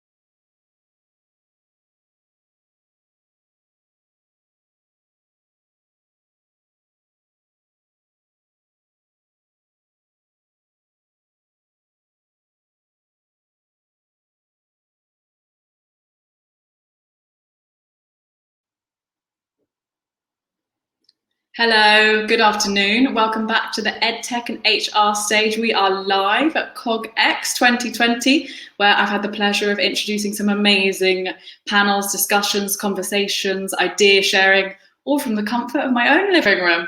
Hello, my name's Georgie Lewis-Anderson. I am a journalist, broadcaster, and AI personality designer looking after this stage today. I'm very excited to tell you what's coming up next. It's called Code of Ethics. How do we safely navigate the world of EdTech? We know that EdTech's fast becoming an integral part of every kid's education, especially now, whether you're feeling it yourself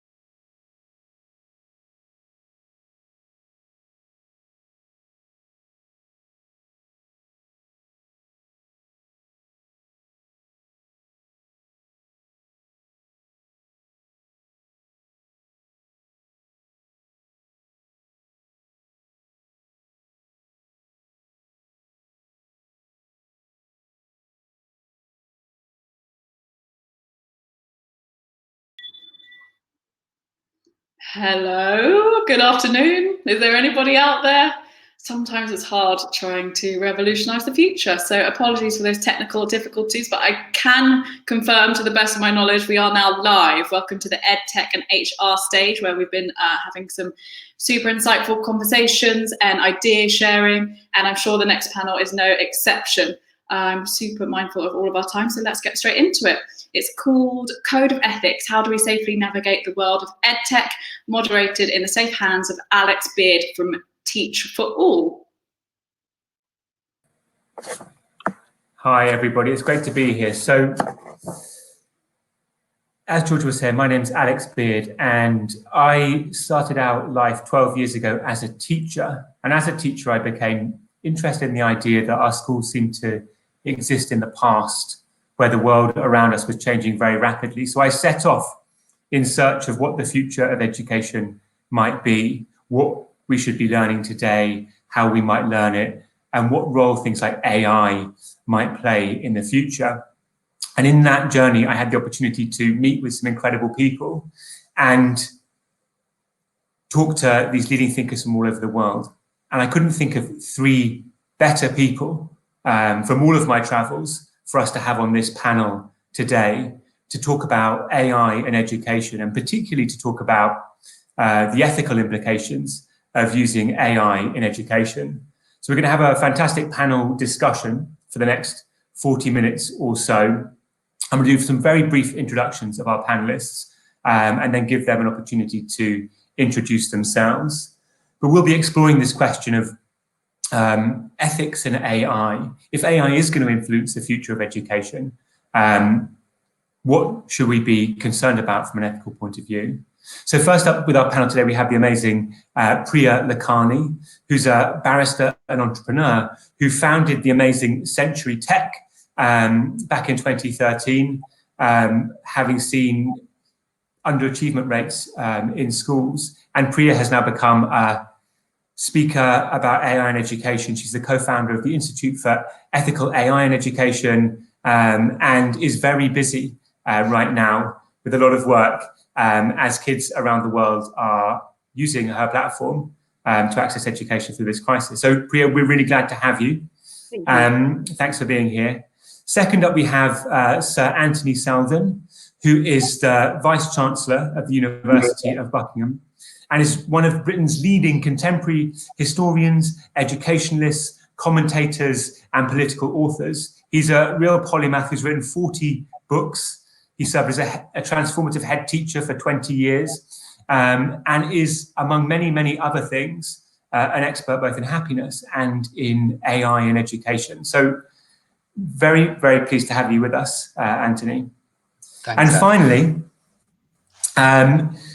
I'd like to welcome Graham Brown-Martin, who is an author and educator and founder of Learning Without Frontiers, which is a global community that brings together educators, technologists, and creatives to think about what the future might look like and perhaps create it. He wrote a brilliant book called Learning Reimagined, which I urge everyone to read. And he's the founder of BeyondTomorrow.global and Regenerative.global. Welcome, Graham. So thank you all for joining us. And to get started, before we get into the big questions, I'd love it if you could each just take a couple of minutes to introduce yourselves and your work as it relates to AI in education, and maybe just share what you think is the biggest ethical question that we face with AI in education today. And Priya, do you mind starting us off? Yeah, not at all. Thank you, Alex. It's great to be on this panel. Thank you. So I'm the founder and chief executive of Century Tech. So we've built a very sort of premium teaching and learning platform, which is used in schools globally. Obviously, adoption of the platform has increased since COVID and since lockdown of schools. It's an AI. I know the word AI is often quite loosely used. It's a machine that uses machine learning and also deep learning to learn how children learn.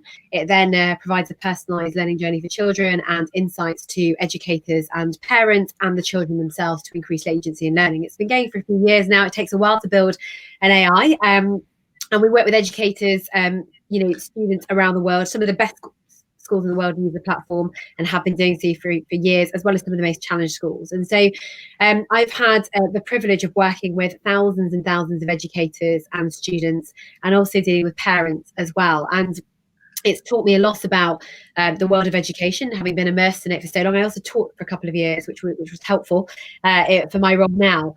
But what I've really learned in terms of sort of the question about ethics is I think there are so many issues. And Sir Anthony and I, with Professor Rose Lakin, co-founded the Institute for Ethical AI, to try and build a global council that could then consider all of the issues to do with ethics and AI, from algorithm bias all the way to accessibility. But at the moment, I think with COVID, one of the key issues is, and I think it is an ethical issue, is about access. It's about access of the technology to all children. I mean, if we can get past, what it's doing and what it's been programmed to do, what worse that could happen? A child is given decimals in maths rather than Pythagoras' theorem. I mean, there's all of these issues that we need to talk about. Safeguarding, ensuring the safety, ensuring where your data is going to be, in privacy.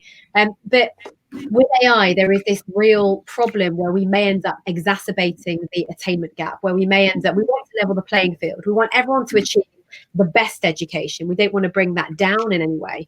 But at the same time, if technology is augmenting teachers, if it's improving outcomes across the board by a significant amount, if it's allowing children to learn at home autonomously while we're in lockdown in certain parts of the world, and others are not able to learn at all because of infrastructure issues, as well as the fact that maybe that particular technology hasn't been adopted, what does that mean in terms of what's going to happen in the next few years when we measure the gap in attainment, particularly between disadvantaged children and their peers being children where parents are tech savvy, they have time, they have money, they're able to go and source technologies, put them in front of their children, buy them the brand new iPad or tablet, whatever it is, with 5G, etc. So I think that's a huge ethical issue that we have to look at in general. Obviously, there are many, many more, but that's something that I'm particularly concerned about at the moment, given that COVID has accelerated the adoption of this personalized intelligent technology.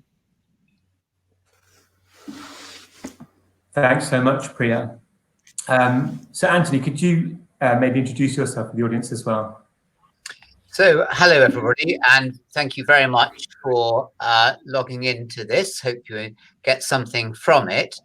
I have, as you heard, spent my life in schools, all the way from children down to 3 up to 18, was head of 2 different schools for 20 years, and now I've been running a university for 5 years.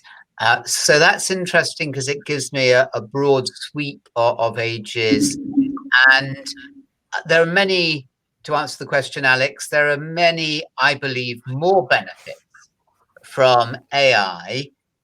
As long as we get ahead of the ethical issues, then there are risks. But there are very considerable risks. Priya was talking about risks to accelerating social mobility, and COVID has shown the livid social mobility gap in educational entitlement and educational delivery at the moment between the better off and least well off in our society, which is unacceptable. AI could accelerate that.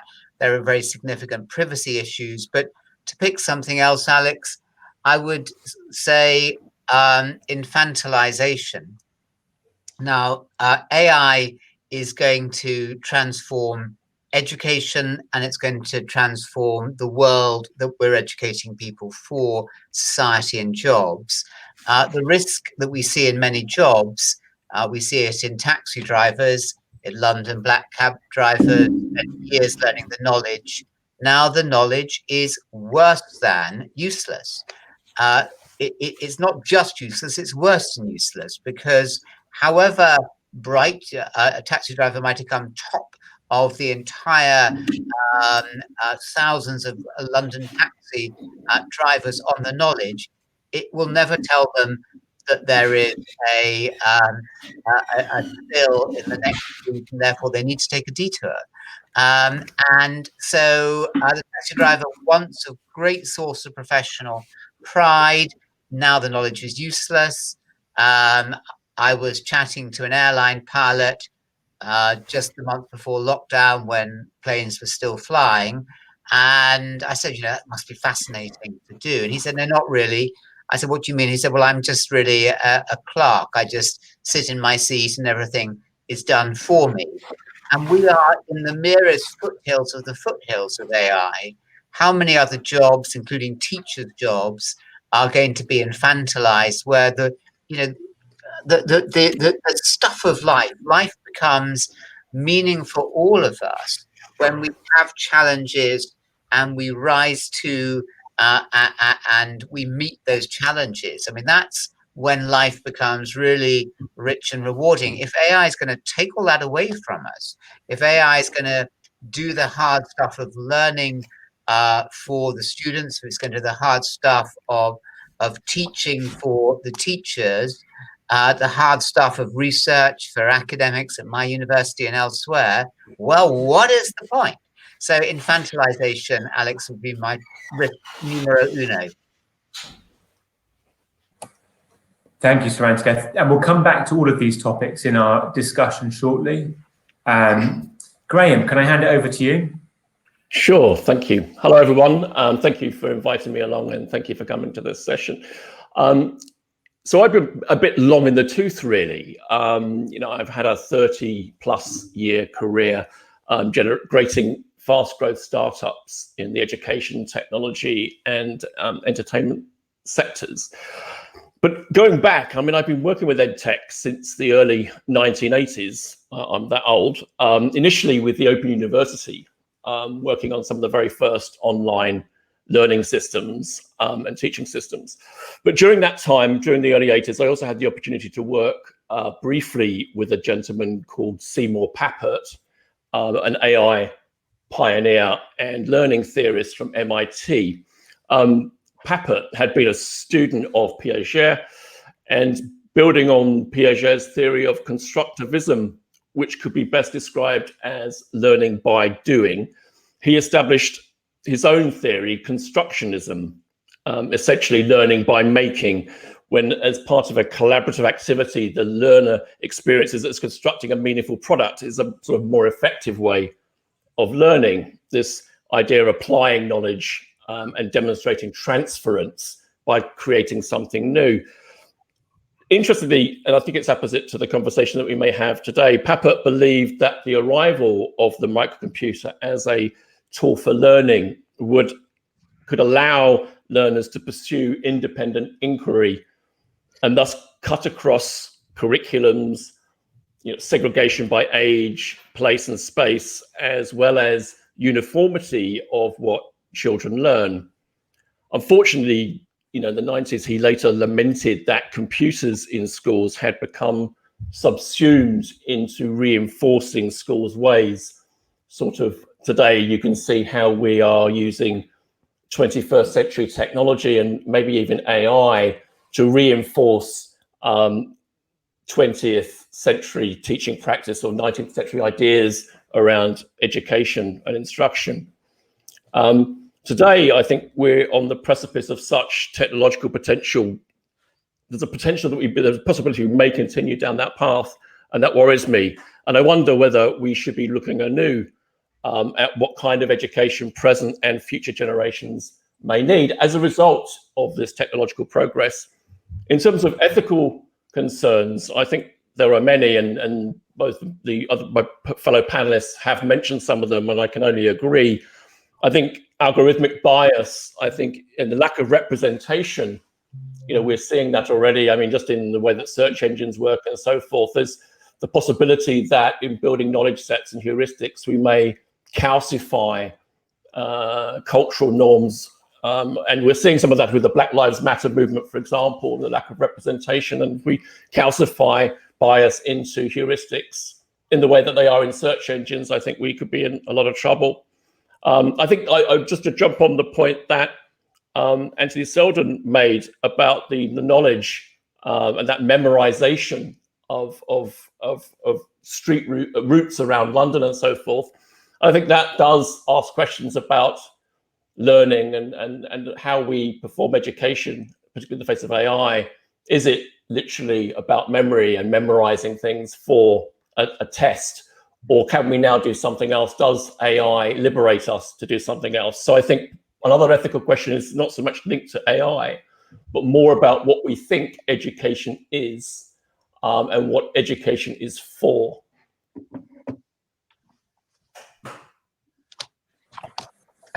Graham. Can I just say I totally agree with Graham. And to make a point I made earlier, we have a pretty good education system, if very uneven, at schools and colleges and universities in Britain. It's a pretty good education system for the 20th century, preparing people for the 20th century using 20th century technology. And Graham is absolutely right. The system prioritizes learning of data. It could be telephone directories, often that you regurgitate in exams. There's very little deep learning, holistic learning, and broad intelligence learning. The range of human intelligences that the conventional factory model of education focuses on, as Graham has enlightened so much in his own work, is very narrow. AI will change that, can change that. And actually, that's where I wanted to start. I don't know if, just before we go into those ethical issues that you have raised, if somebody would like to summarize for our audience the potential benefits of applying AI in education, just to set the scene before then we look at some of these risks and opportunities that we need to tackle. Priya, do you want to say, Graham? Yeah, go for it. Yeah, I'll just jump in there. I mean, I think it's interesting. It goes back to what I was raising earlier, and Anthony's picked up on. Just what it's for. Now, in the summer of last year, computer scientists made reached a particular milestone. It was fabulous. It was they taught an AI to pass an 8th grade science test. Now, it's genuine milestone because it's not only a standardized tests, but it's also logic and so forth. And of course, the write-ups and the sort of the narrative within the mainstream media, the New York Times, for example, was saying that, well, this was amazing that we could teach an AI to pass an 8th grade science test because, this would help AIs to teach children. And I think this was a very woolly idea of fourth industrial revolution type technologies, which was of viewing it through the sort of 20th century or second or third industrial revolution lens. What it didn't take into account was that actually an AI passing an 8th grade science test changes everything, because it actually means that test is now obsolete. And from my perspective, it's like, look, take your AIs, teach them all of those standardized tests, get them to talk to each other, because rather than taking 8 years to get a kid to pass an 8th grade test, a machine can teach another machine in a matter of seconds. Now, tell me what I have to learn. And this isn't. I'm not suggesting that we infantilize by not learning knowledge and understanding, but let's move ourselves forward. What would a science test look like if a child had access to the AI? It strikes me as bizarre that the benefits that we could get from AI aren't realized in the same way that the benefits of the internet and other technologies aren't realized, because when you go into an examination room in a school, for example, you see signs outside saying no 21st century allowed. No phones, no watches, no laptops, no internet, no collaboration. You're not allowed to share your answers. Why wouldn't you share your answers? What are we testing? If we're actually looking at a workforce for the future, if we're looking at a generation that can solve phenomenal challenges, then surely we need to be valuing something else. And so I think that the benefits of AI, and there are many, and I'm sure we'll talk about them, will not be realized if we're not allowed to use them at the point of assessment. So, Alex, to talk about some of the benefits of what it can actually do. So AI is the machine, and I know we're at CogX, so we have lots of data scientists and engineers who are experts at this, but just for the benefit of everyone, the difference is it's a machine that can learn autonomously, right? It learns by itself, it can make decisions, it can recommend to you, just like, for example, in education, there's a lot more nuance than this, by the way, but for example, when you're shopping on Amazon or Netflix, or searching on Google when, you know, the entry that you want basically comes up. It's learning by itself what people mean when they ask a certain question, what people like based on previous preferences. It's looking at patterns and correlations. It can look at content. It can look at the actual words of the content and start to understand, if you ask a question in a certain way in education, this is how the majority of boys who are dyslexic from the south of England will answer the question versus girls who go to independent schools in the north of England. It can look at patterns and correlations. It can then start to learn by itself links between content. And this technology already exists today, and it's used throughout the world in thousands of schools. And so the benefit of the technology, why you would use it, is if you think about everybody who's watching, who's at home right now, you know, who've maybe got kids or godchildren or nieces and nephews who are at home during lockdown, right? If you think about when they were at school before, or when they're maybe on Microsoft Teams or Zoom with their teachers now, we're used to seeing that one-size-fits-all delivery of education. And it's not a teacher's fault. No teacher came to teaching badly, but teachers are forced to deliver a lesson to 30 children. They're forced to, the didactic sort of methodology of, you know, teaching and learning, where you're standing chalk and talk from the front, right? And you're doing that because you have a curriculum to deliver that's really, really large within a short period of time to 30 children, 30 students with erratic personalities, where there's potentially a huge range of ability within that particular class of 30 children, even if you stream them into top sets and lower sets in maths and English and science, you still have a range of ability. The teacher has to deliver that lesson. That one size fits all we know is inadequate. It's how we were taught. It's how our grandparents were taught. The first university centuries ago had that one size fits all delivery method. With an AI, which is not a platform, it's not a learning app, it's not a maths app where you can just log in and if 100 of you do different things, you still have the same experience. With an AI, by tracking how you're learning links between content, learning how the individual is interacting with the content. What an AI can do is it can personalize for the student. And this is where it's really powerful. You can have a student who's struggling with Pythagoras' theorem, right? And there could be two students struggling with completely different areas. Let's say it's Graham and Anthony, right? A machine will be able to tell within seconds. Okay, Graham might not be understanding Pythagoras because he doesn't understand roots and powers in maths. It can then give him the roots and powers. Let's say it's Anthony. Anthony's actually understanding Pythagoras, but actually he's a foreign language speaker. He doesn't speak English very well, and he's got a literacy level issue in English. Anthony, it's definitely you that I'm talking about here. Anyway, and Alex is a genius, right? Alex is doing really, really well with Pythagoras, and everybody wants to move him on. I know you're all cross with my examples here, but I'm just doing it anyway because it's fun, and I have the floor, right? So let's say that's the case. So let's say we now go on to another topic, right? And we go on to, and so a machine that can differentiate for each student is really powerful, because education, what is it for? Graham and Anthony have both asked that question. In fact, every panel I sit on with these guys, we're always asking the same question, aren't we? What is it for, right? What do we want from education, from formal education particularly? And so when we think about differentiating for each student, we all know too well those stories about children who get stuck. And when you get stuck, it's really, we've all been there, right? It's not a nice experience. We know children who get bored. A system that can actually differentiate for the child, doesn't allow them to get stuck, moves them on, but uses elements of neuroscience as well. So what do we know about cognitive load? What do you know about working memory, right? What they all want to say things now. Okay, I've got the floor, men. Okay, you're going to let me speak. So a system can then differentiate. The point is it can differentiate. If you're a publisher, what can AI do? What's the benefit for a publisher of content, for a teacher producing content? Wouldn't you like to know which of the kids are engaged and why? Would you like to know if the question is actually testing the skill? Graham talks about regurgitation of facts. He's right. A lot of questions that we see are testing recall, right? Which a machine can do. How many questions are we asking children day in, day out that are testing deduction, inference, analytical problem solving? How to actually, if you had an AI in the future in front of you, how could you then leverage that to use your human intelligence combined with your AI?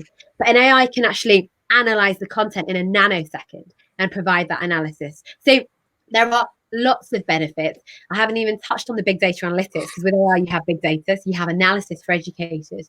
But you know, at Century we see these and we see them in practice every single day. It is really important to talk about the risks and the challenges. It's important to preempt those, absolutely, because we don't want to be chasing our tail afterwards and saying that, you know, potentially there are companies out there that are making recommendations when it comes to jobs, right? And it's not offering the right job opportunities to every person based on, you know, ethnicity or race, you know, or gender, etc. But the fact is that AI in learning we've seen transformative impact. And with home learners, school people with their, as I said, their kids or godkids at home, etc., you're able to see children learn autonomously themselves with a machine. You have to sit with them all day, and you can see massive benefits. And that is an ethical point as well. And we talk about that a lot at the Institute of Ethical AI, because you have to highlight the opportunities and the benefits, and then you have to look at the risks and the challenges. And it's always got to be a very, very sort of healthy balance between the two. Mm. And so, Anthony, both Priya and Graham, I think, have said things which perhaps connect to your point about infantilization. Like, on the one hand, it seems like avoiding infantilization has something to do with equipping humans with the tools to use. And in Graham's example, we're sort of having AI as something that we use creatively, we sort of understand, we build on. What would you say in response to their points? Is Graham going to go first or me? You can go first, Anthony. Right. Then I'll come to Graham. Two very quick points. One, Alex, infantilization is a real risk, but the current system infantilizes and renders mentally incomplete our young people. One reason we have such high incidence of mental unwellness is that young people have no idea who they are often, because the education system is not interested in who they are or what their response is to this Shakespeare play or this piece of music or this biological problem. It's interested in them giving the right answer. And so the present system infantilizes without any doubt. And then when we come on to the issue of looking at how bias comes in, there's a real risk of AI and bias. This is my second point. But the current system is deeply biased. How many people listening to this, and by the way, apologies about my screen, I can't do anything about that. How many of you listening to this, looking at it, were in the lower stream at school? Or how many of you have children in lower streams, lower sets? How many of you in middle, or your children, how many in upper? These things are cruel, self-fulfilling prophecies. You tell a child in the factory, which is the current model of education that we have, that they are lower stream, and they think I'm thick, and they no longer want to listen. They're no longer incentivized to believe that they can do it. If they are middle, they think, well, they're just average, and I can't do that. I can't do this, I can't paint, I can't learn this, I'll never be any good at languages or at English or at maths. There are cruel biases in the current system. And again, AI, while not being free of bias, actually allows each and every student to shine to the limit of their own capability, including, Graham's got a Black Lives Matter sticker above him, including the system that so demotivates and fails to bring the best out of, particularly between years 7 and years 13, between 11 and 18-year-olds, for BAME children. AI would do so much once we properly implement it to let them fulfill their own potential in their own way. Thank you, Swanti. Graham, did you want to come in on that? Yeah, I just want to sort of take maybe a step back, because I think, and with all the greatest respects, obviously, to Priya's work, I think there is this myth that's spread by technocrats and bureaucrats that computers can personalize learning. They can't. Personalization isn't like recommendation engines that you have on Amazon or Spotify. Personalizations is where teaching and learning, it's relational. It's a relationship between a minimum of 2 people, perhaps more, what happens in the room. In fact, actually teaching could be regarded as co-learning in the same way that, for example, Paulo Freire in the Pedagogy of the Press was talking about the teacher becoming a co-learner. But the point is relational. Personalization happens when I know you, when I understand you, when I know what your passions and interests and changing talents are. That's how good teachers, good human teachers personalize. And I think we have to be really careful that we don't think that the AI does that. It might personalize in a very narrow track of where it wants to take you. which is if we're applying that technology to, for example, the 20th century classical module of education to get you through these tests, then it will just be doing that. But it's not really personalization. I think we have to be careful with the language of education being hijacked by technocrats and bureaucrats. And I think to another point, I think that we talk about digital divides, and we typically imagine that those digital divides are those that don't have access to high-speed internet and computers and so forth. And that is quite right.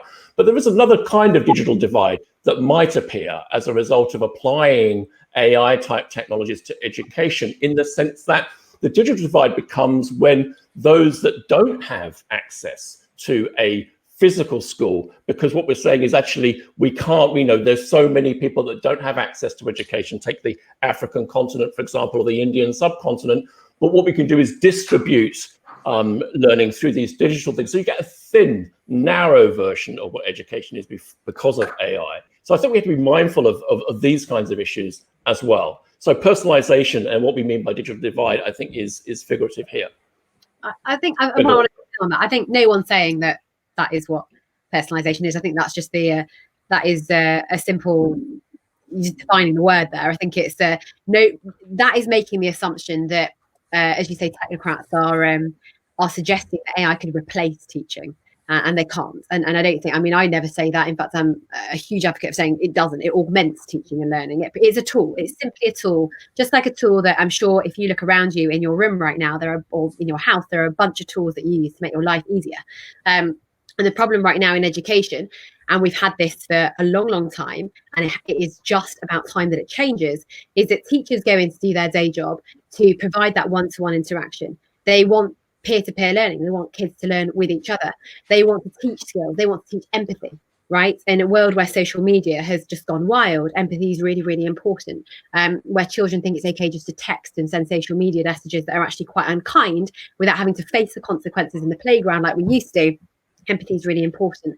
They want to teach 21st century skills. People talk about that a lot. What does that mean? And people say, look, it's learning how to learn. It's collaboration, leadership, proactivity. That's the human side of things. But how can teachers have the time to spend that time, teaching all of these amazing skills, the skills that is not just about, trying to regurgitate what a map looks like that a machine can do, if they don't have the time? If 60% of a teacher's time is spent marking, assessing, doing admin, they're not able to provide that, what I call, you're saying personalized, what I'm calling a holistic, wholesome education. The education that as a parent of 2 children, I want them to receive. I want them to be safe at school. I want them to be happy at school. And then I want that holistic education. That's the holy grail, right? And the thing is that most teachers have no time to do that. Their hands are tied behind their backs. So the idea is, how can we provide tools and technologies that help? And when we use the word personalized, that word existed with technology long before I even came into the mix, right? They were talking about adaptive, personalized, all these sorts of words and terms that are used. And all you're saying, and we're very, very, very, very, very clear, for example, in literature that we use, and other companies are very, very clear. It's actually, when I get upset when people use personalized, and it's a rules-based standard, bog standard system that's not personalized whatsoever. Or, but a system is where when Graham goes online and he studies and he has an experience on this system, it will be different to Priya's, and it will be different to Anthony's, and it's going to be different to Alex. It is personal to him. That's what the word means. The word is not in any way suggesting this is your whole education system, because it's not. Just because the fact that Eton uses Century, for example, it doesn't mean that when I gave this system for free to the whole of Lebanon, to 1.4 million children who are using it for free. Refugees are using it for free. It doesn't mean they're getting an Eton education. They're not, right? But it does mean that they now have access to top tier content. The content that is then tailored and presented to them in a way that the student can then consume and digest, so that the student can then try and achieve mastery in that topic. That frees the teacher up to make timely, targeted interventions. It frees the teacher up to say, Anthony was so right, and I'm so glad he mentions this. We don't talk about streaming and setting children enough. We talk about growth mindset. I know that's already become a controversial thing, but parents, I think, would agree that you like the fact that your own child has a growth mindset, whether or not the evidence is now saying if that's a fad or not. I don't, but I think Drek's work was spot on, right?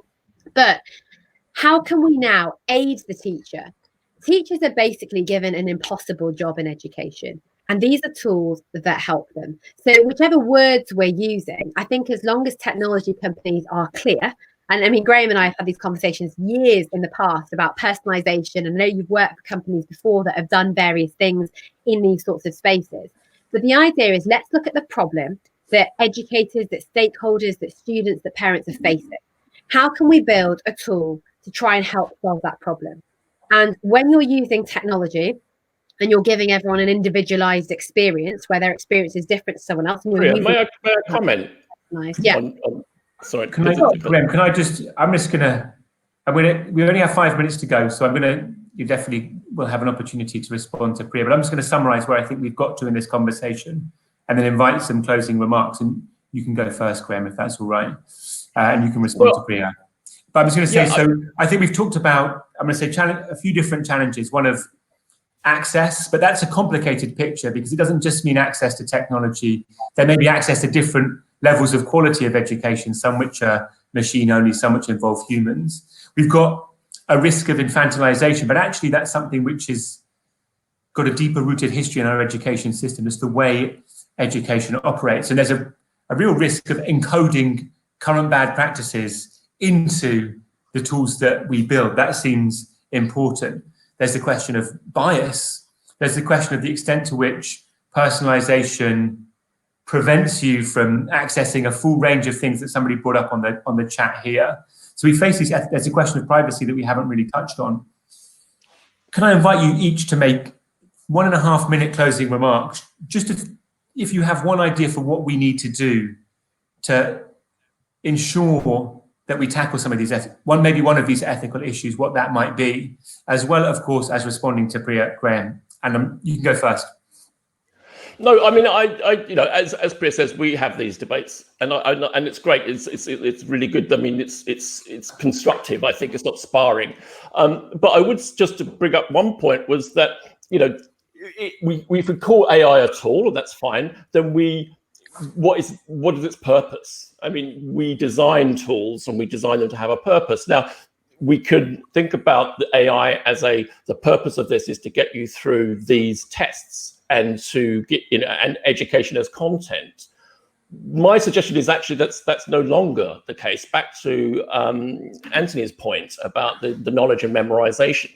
How can we change the purpose of education? At what point do we change the education system? What point do we change what and how we learn? Now, I accept that we can apply these wonderful advanced 21st century technologies to this late 19th century, early 20th century education model. But is that really what we should be doing at this point in history? And that's my point around the use of these particular tools.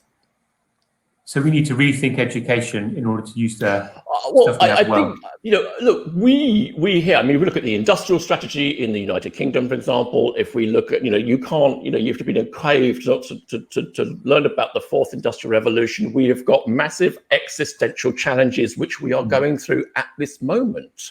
At what point do we change the education system? At what point do we have a public debate about what and how we learn?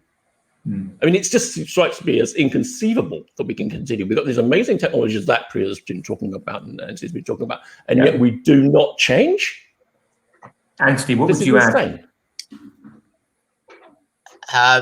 Greatest risk, I agree with what Graham has said. Greatest risk is that we opt out of this and think that it's either too difficult. By the way, AI is not that difficult to understand.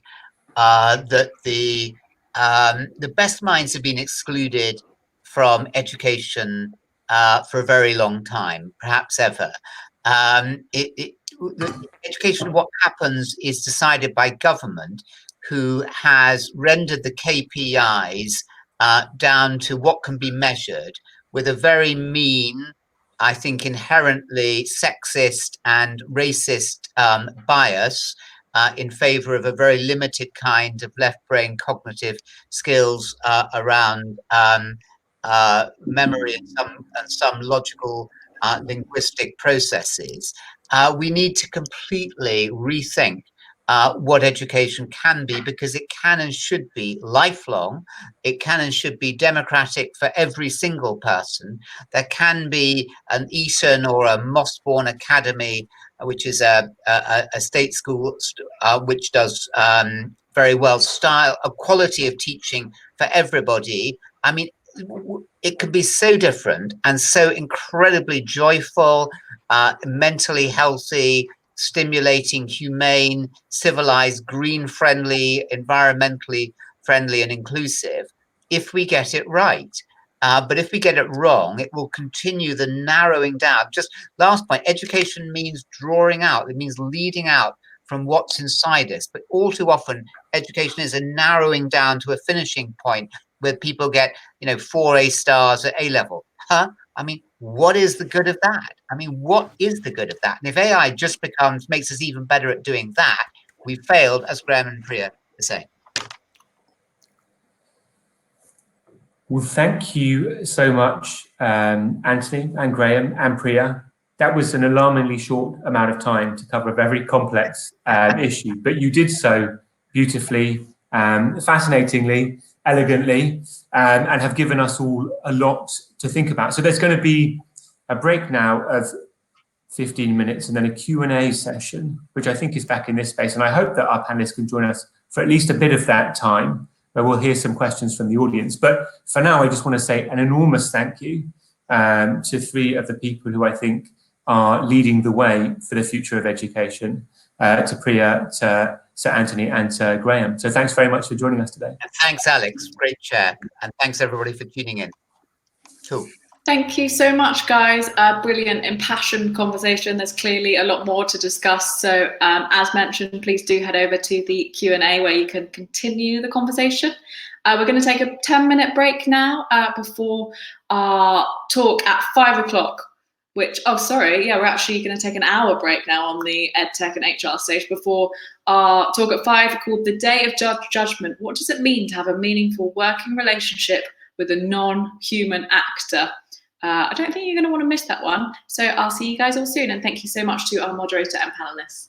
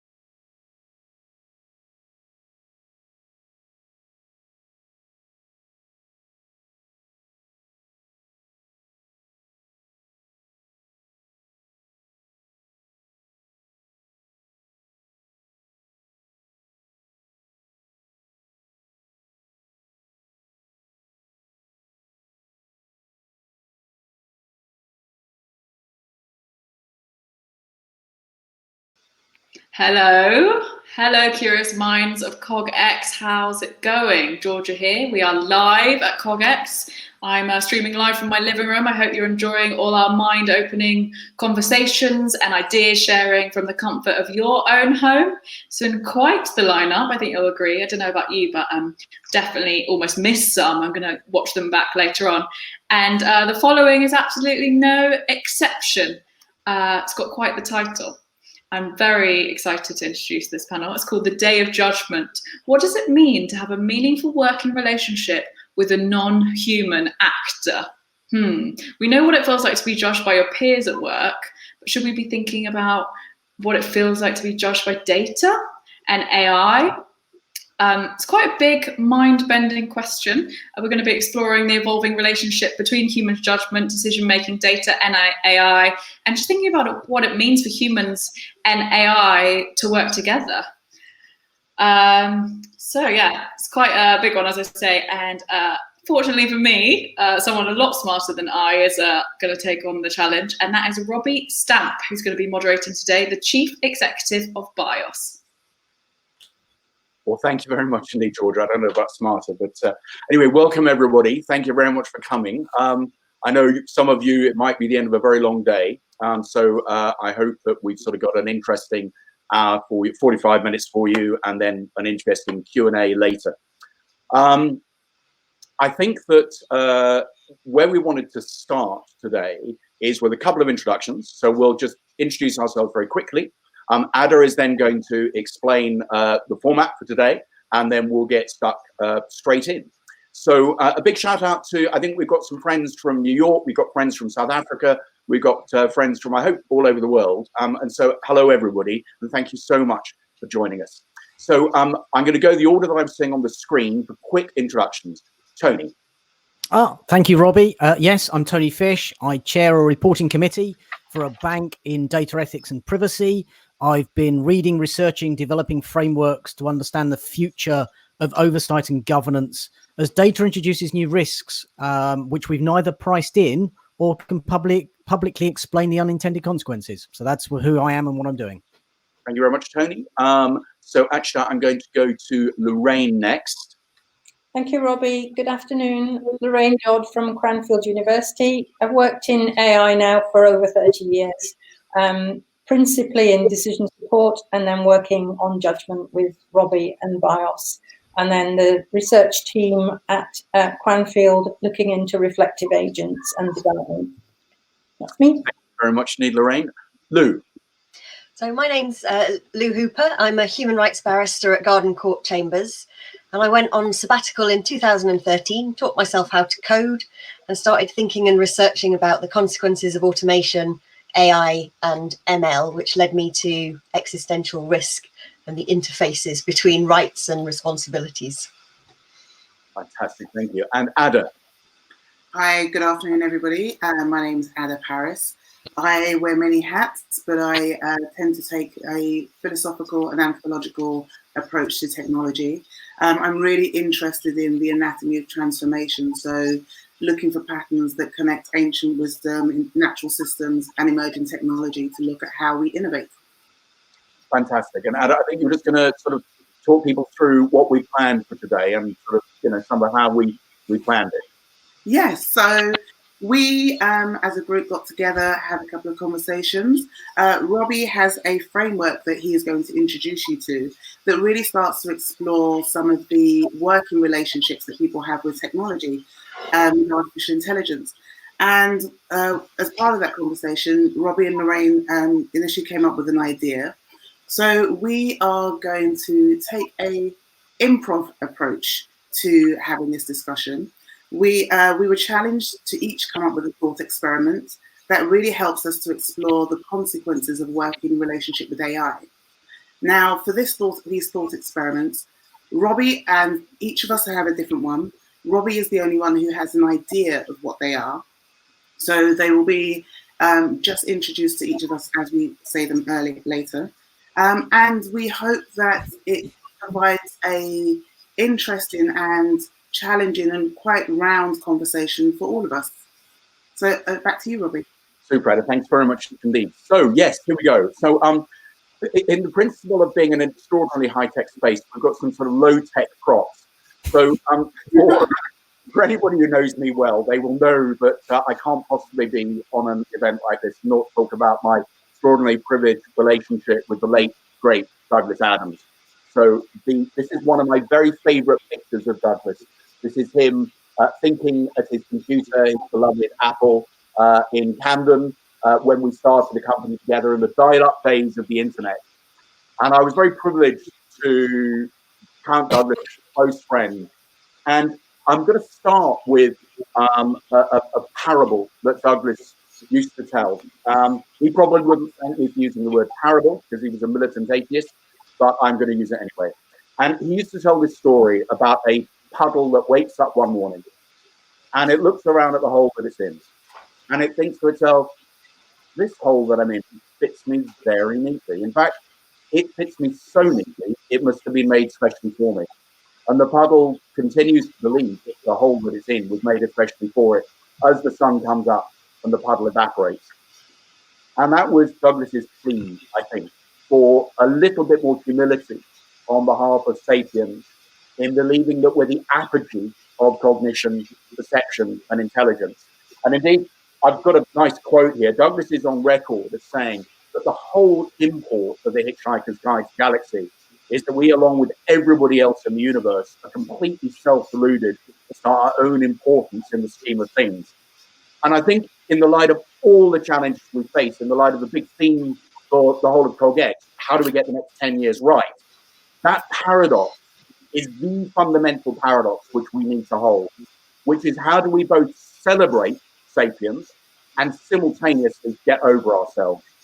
And I think that it's that humility about our place in complex adaptive systems that I'm really interested in exploring. And the protocol I'm going to walk you through quickly is designed to be a sort of a series of thought experiments to have us starting to think about that.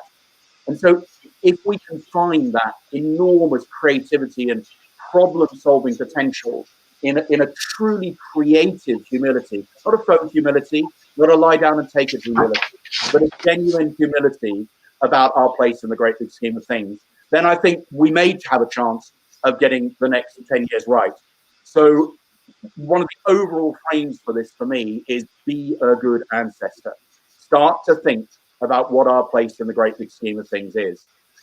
So with that premise, that holding that paradox, that fundamental paradox of recognizing what is special and wonderful about sapiens, but with a bit more humility, recognizing that there are other forms, other ways of being with which we are going to start to interact, with which we already interact. To make a slightly naff joke, no virus has ever read Adam Smith, so no virus believes in the hidden hand of the market. We are, as a species, part of these complex adaptive systems. The other big strand from my working life has been being interested in the nature of judgment and decision-making, human embodiment in complex environments. When it gets to my bit, I'm going to read a poem, which I think sort of speaks to some of that. So very quickly, what I've been interested in is a very basic question about AI, which isn't intelligent, it's just data and maths, but a very simple question, which is, what's the work? What's the work we're asking AI to do on our behalf? And that's the protocol that I've written. It asks a few simple questions. They're not value judgments. They're more thought experiments we can use to start to explore the nature of our relationship with that other ontology, with that other being, with that other work. So I'm going to now throw to Lou, or I'm about to throw to Lou, with the first one, which lays out a fundamental premise with which we're starting this entire process. So Lou, I'm going to ask you to talk about accountability. It's like the Luddite form of PowerPoint. So just to frame what we mean by accountability to start with, when we look at accountability, we need to consider who or what is accountable, how are they accountable, and what's the purpose of it. Broadly speaking, I'm framing this as accountability arises when you're responsible for actions or outcomes and you're expected to justify them. In that way, it enables the allocation of blame and ultimately liability. So ordinarily you can only be held accountable if you have a degree of control, if you facilitated or caused the harm that has occurred, or you're in a position to prevent or mitigate it. And the reason this is important is so that we can punish the person who is accountable. And punishment can serve several purposes, including deterrence, incapacitation, rehabilitation, retribution, and restitution. So really what we're thinking about is, can we really tell an algorithm to go and sit in a corner and think about what it's just done? Can a thing be held accountable rather than a person? So for example, corporations can be guilty of criminal offences like manslaughter, but ultimately that responsibility is held by a human being. And so having thought about all of that, perhaps the ultimate problem is that an AI cannot die, lose its job, or be punished in any meaningful manner. So my thought experiment, and I've no idea who this is going to, is this. A company builds an algorithm designed to identify terrorists. This algorithm is then sold to 2 countries. We'll call them A and B. And they train the algorithm on their terrorist identification data. That could include their own data, data provided by third parties, behavioural analytics, current affairs, whatever they choose to train it on. Each country then contracts a private company to run the system at the border. That private company has the ability to change the parameters to take account of geopolitical changes. And in country A, that company does in fact make changes. 2 beings from another place then travel to country A and are assessed by an automated system at an electronic border gate. They're permitted to enter. They don't pass a human guard, but in reality, they are evil terrorists and they blow up country A. They then travel to country B, and in country B, they're stopped at the border as the computer identifies them as suspicious. They're then passed to a human being who re-interviews them and decides they're not suspicious and lets them enter. They blow up country B. So my question is, where does accountability lie? Fantastic. The first throw is in fact to Tony. I drew a little diagram just in case it helped. My head's just... So I'm glad you did your diagram because I did one at the same time. Yeah, thank you, because it sums up so many great problems of accountability. And even in your framing at the beginning, I was going to ask the question, which is AI can't die, and therefore it's not alive, and therefore how can it possibly be held accountable? Because we only have a current series of punishments. And therefore, actually, I think there's 2 aspects of this, because do we start to look at how we make the humans accountable, which kind of like you framed towards, because company A as a private company has been allowed to change the data, and therefore the people are just allowed in, where company B has identified the people, but they're still allowed through. So there's an allocation of blame, but that comes back to this idea of punishment. And therefore, do we start to have to look at completely different ideologies of what accountability actually means? And we have to stop framing it in the way we currently have it, which is framed by effectively life. And therefore, we have to understand that with something that cannot die, therefore it has longevity, the punishments that we have to levy on it are completely different.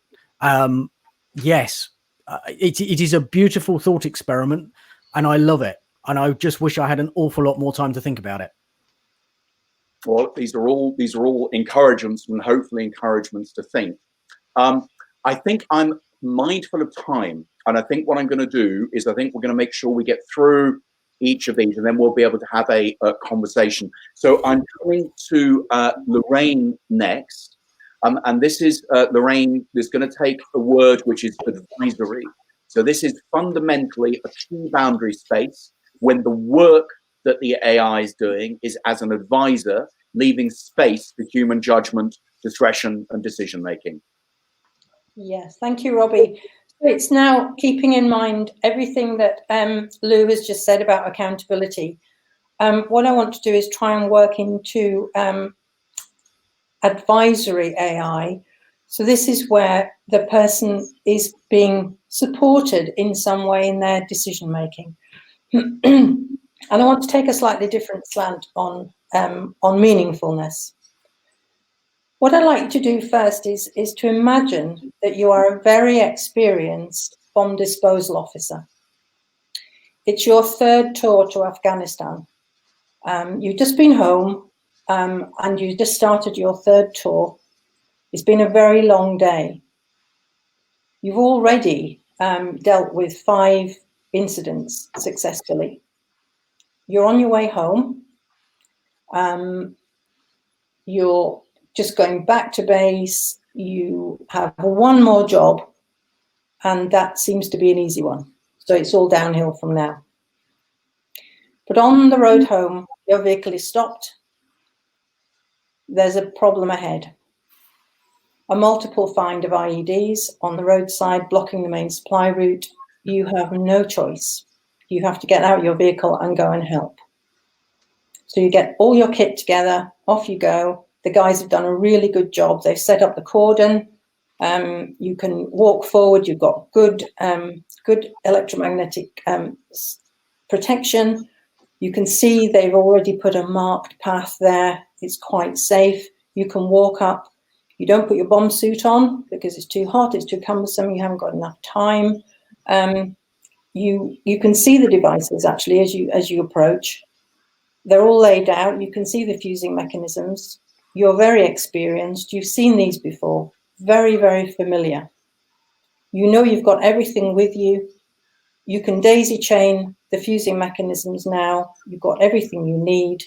You can then retreat back very, very safely, back with your detonation cord, back to the cordon, pull everyone back, and there you are, safety. It would be at this critical point of judgment that the advisory AI agent, your advisory AI agent, would be asking you to pause and consider your own safety. You're working outside what would be standard safety procedures here. And it would also be reminding you that you have requisite time. There is enough time to follow the safety procedures here. At this moment, would you, as that experienced bomb disposal officer, take heed and listen to your advisory AI agent? I'll leave you with that question. Thank you very much indeed. Ada, I'm going to come on that one. Wow. Thank you, Lorraine. Would you listen? I mean, I have to admit, my mind is blown by that thought experiment, because there are so many things that come to mind with that. I suppose the first one is, where does human judgment come into that? Where's the line between you making a decision for yourself and saying, what are the calculated risks to myself and to others? Where is the level of advice? Gosh, my mind is blown. I think what really starts to come through for me is the idea of how meaningful is that advice?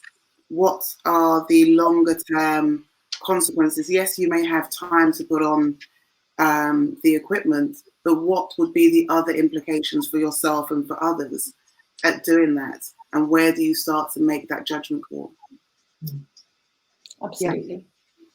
Fantastic. Well, it's that, I think this, obviously the session was called the Day of Judgment, and one of the big things that has been emerging for me in the sessions that I've chosen is this absolute space between what can and can't tell us, expressed through some form of AI system, and what the nature of human embodiment and judgment and decision making is, and that boundary liminal space. So thank you very much indeed. And we're logging these, and we'll come back to wrap them up together. So in fact, Ada, I'm coming to you next for your for your thought experiment. And this one is authority.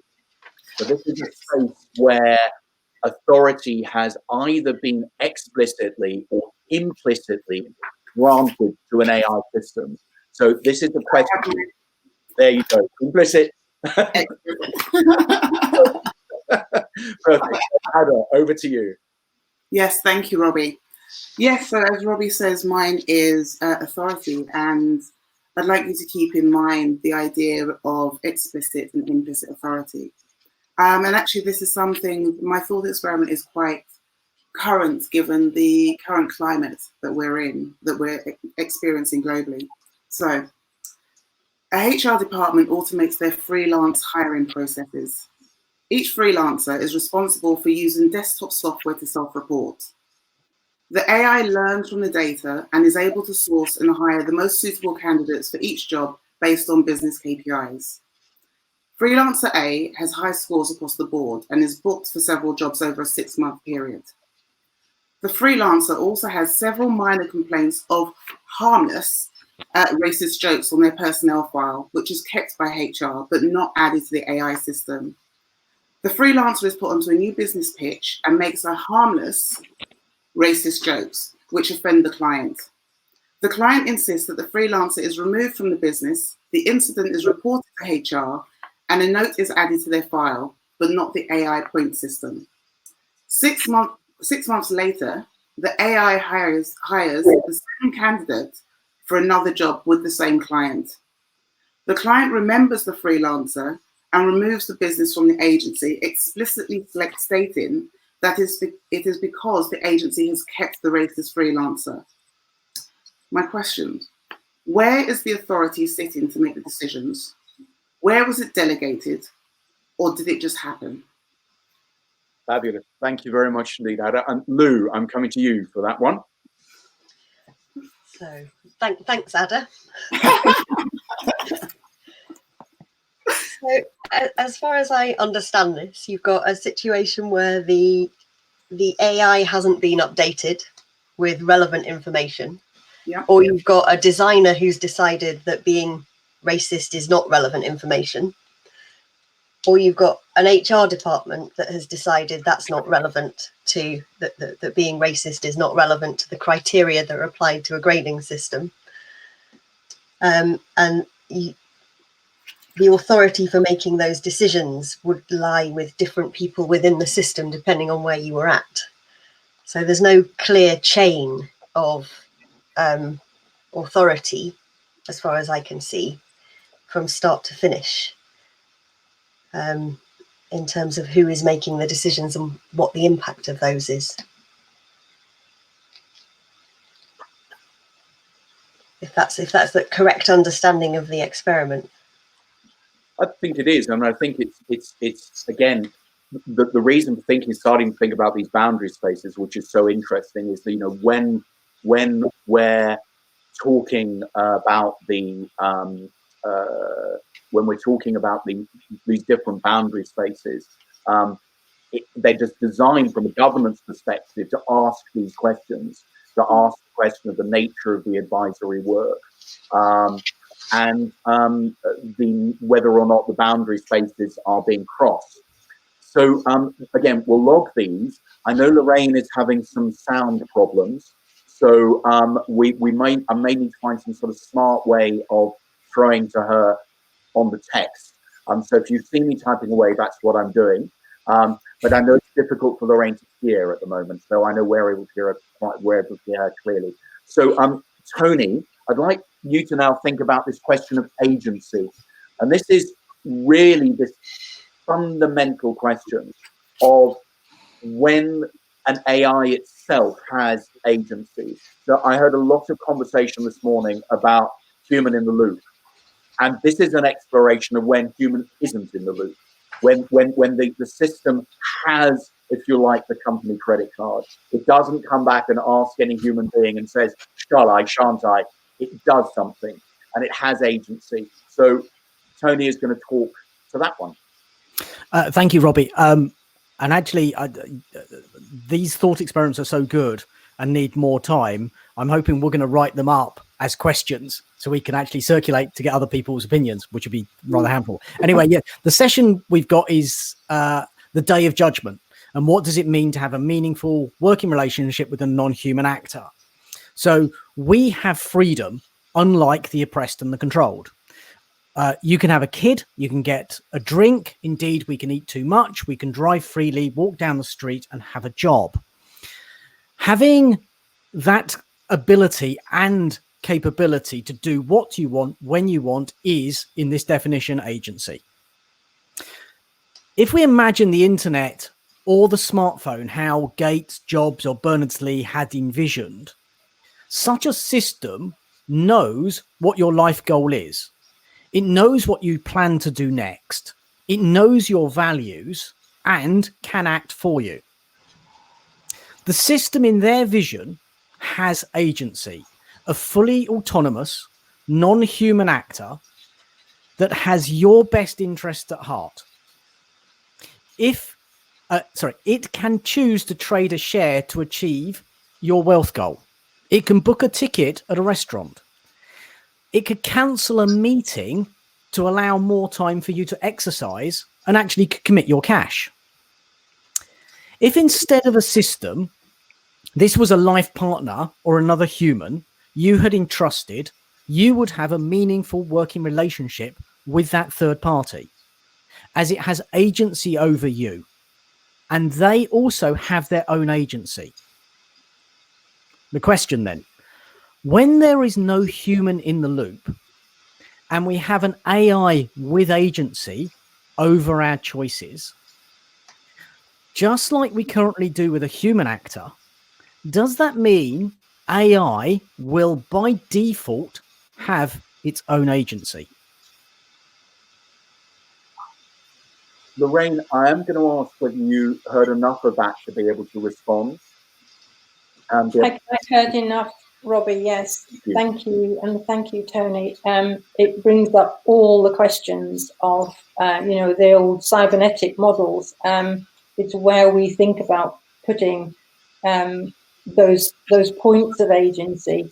And it brings in every question, even when you're dealing with people and thinking about their capability and competency, for giving them agency, the same questions arise. So, but of course it's now bringing in all the things that we talked about in terms of accountability and authority. So we're now adding all that into the equation. It's an age-old problem. I don't think it's one that's come particularly with AI. It's always been there. But now it's really, really drawn it into sharp focus as to what agency are we now granting to that non-human, and how can we now? And this is why the focus comes absolutely back on the working relationships. We've got more than working relationships. It's the delegation of decision rights. It's all of those decision right relationships that the organizational piece that we need to really think about. Thank you, Lorraine. Thank you. Thank you very much indeed. I'm going to take one which is the final one, which is I've reached my props here. And this one is an interesting one. I hope you can see it. It's abdication. Now, again, bear in mind, these things aren't value judgments. And I'm going to do two. What I'm going to do, I'm going to slightly cheat, so I'm prepared. But I'm going to read a poem first. And this is a poem which some of you may know. And it seems to me to have some very interesting echoes, some of the relationship and indeed some of what can be magical thinking that I think goes on about the nature of data and knowledge and AI.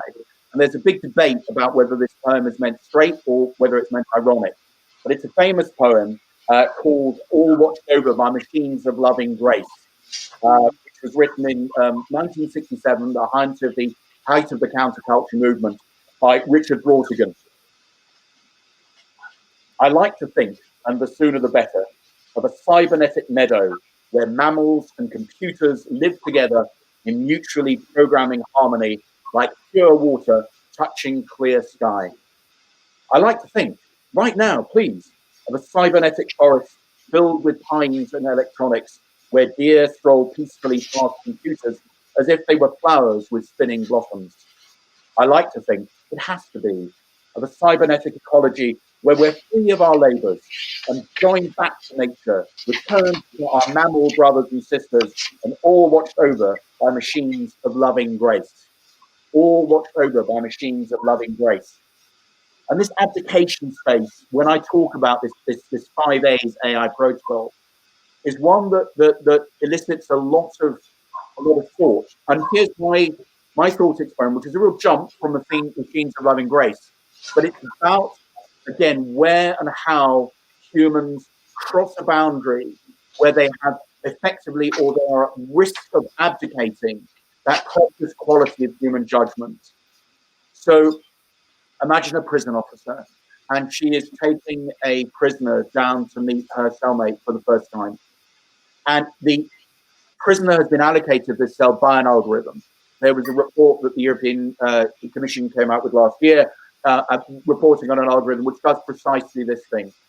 So the allocation has been made by an algorithm, and the prison warder takes the new prisoner down to introduce her to her new cellmate. And in the 60 seconds, 2 minutes, 3 minutes of introduction, something tells her something's up. Doesn't feel right. So what happens next is absolutely critical. Does she go back to the prison warder, and the prison warder says to her, Mary, if you doesn't feel right, get her out now? Does the prison warder say, hey, look, Mary, the algorithm we've got, whatever it's called, it's cut prison violence by 35%, so I'm going to need more than a feeling? Maybe worst of all, does Mary suppress her judgment and not say anything at all? And so in that sense, she abdicates at that moment to the AI system. And she goes off duty. And the next morning she comes in and some poor prisoner has, had the crap beaten out of her. And it's those moments of when we cross over, when we start to see our skills atrophying, our judgment atrophying. Because judgment's like a muscle. We need to use it. We need to use it. We need to use it. So here's my question, and I'm going to throw it to Lou. What would be the proper response at that moment from the prison governor?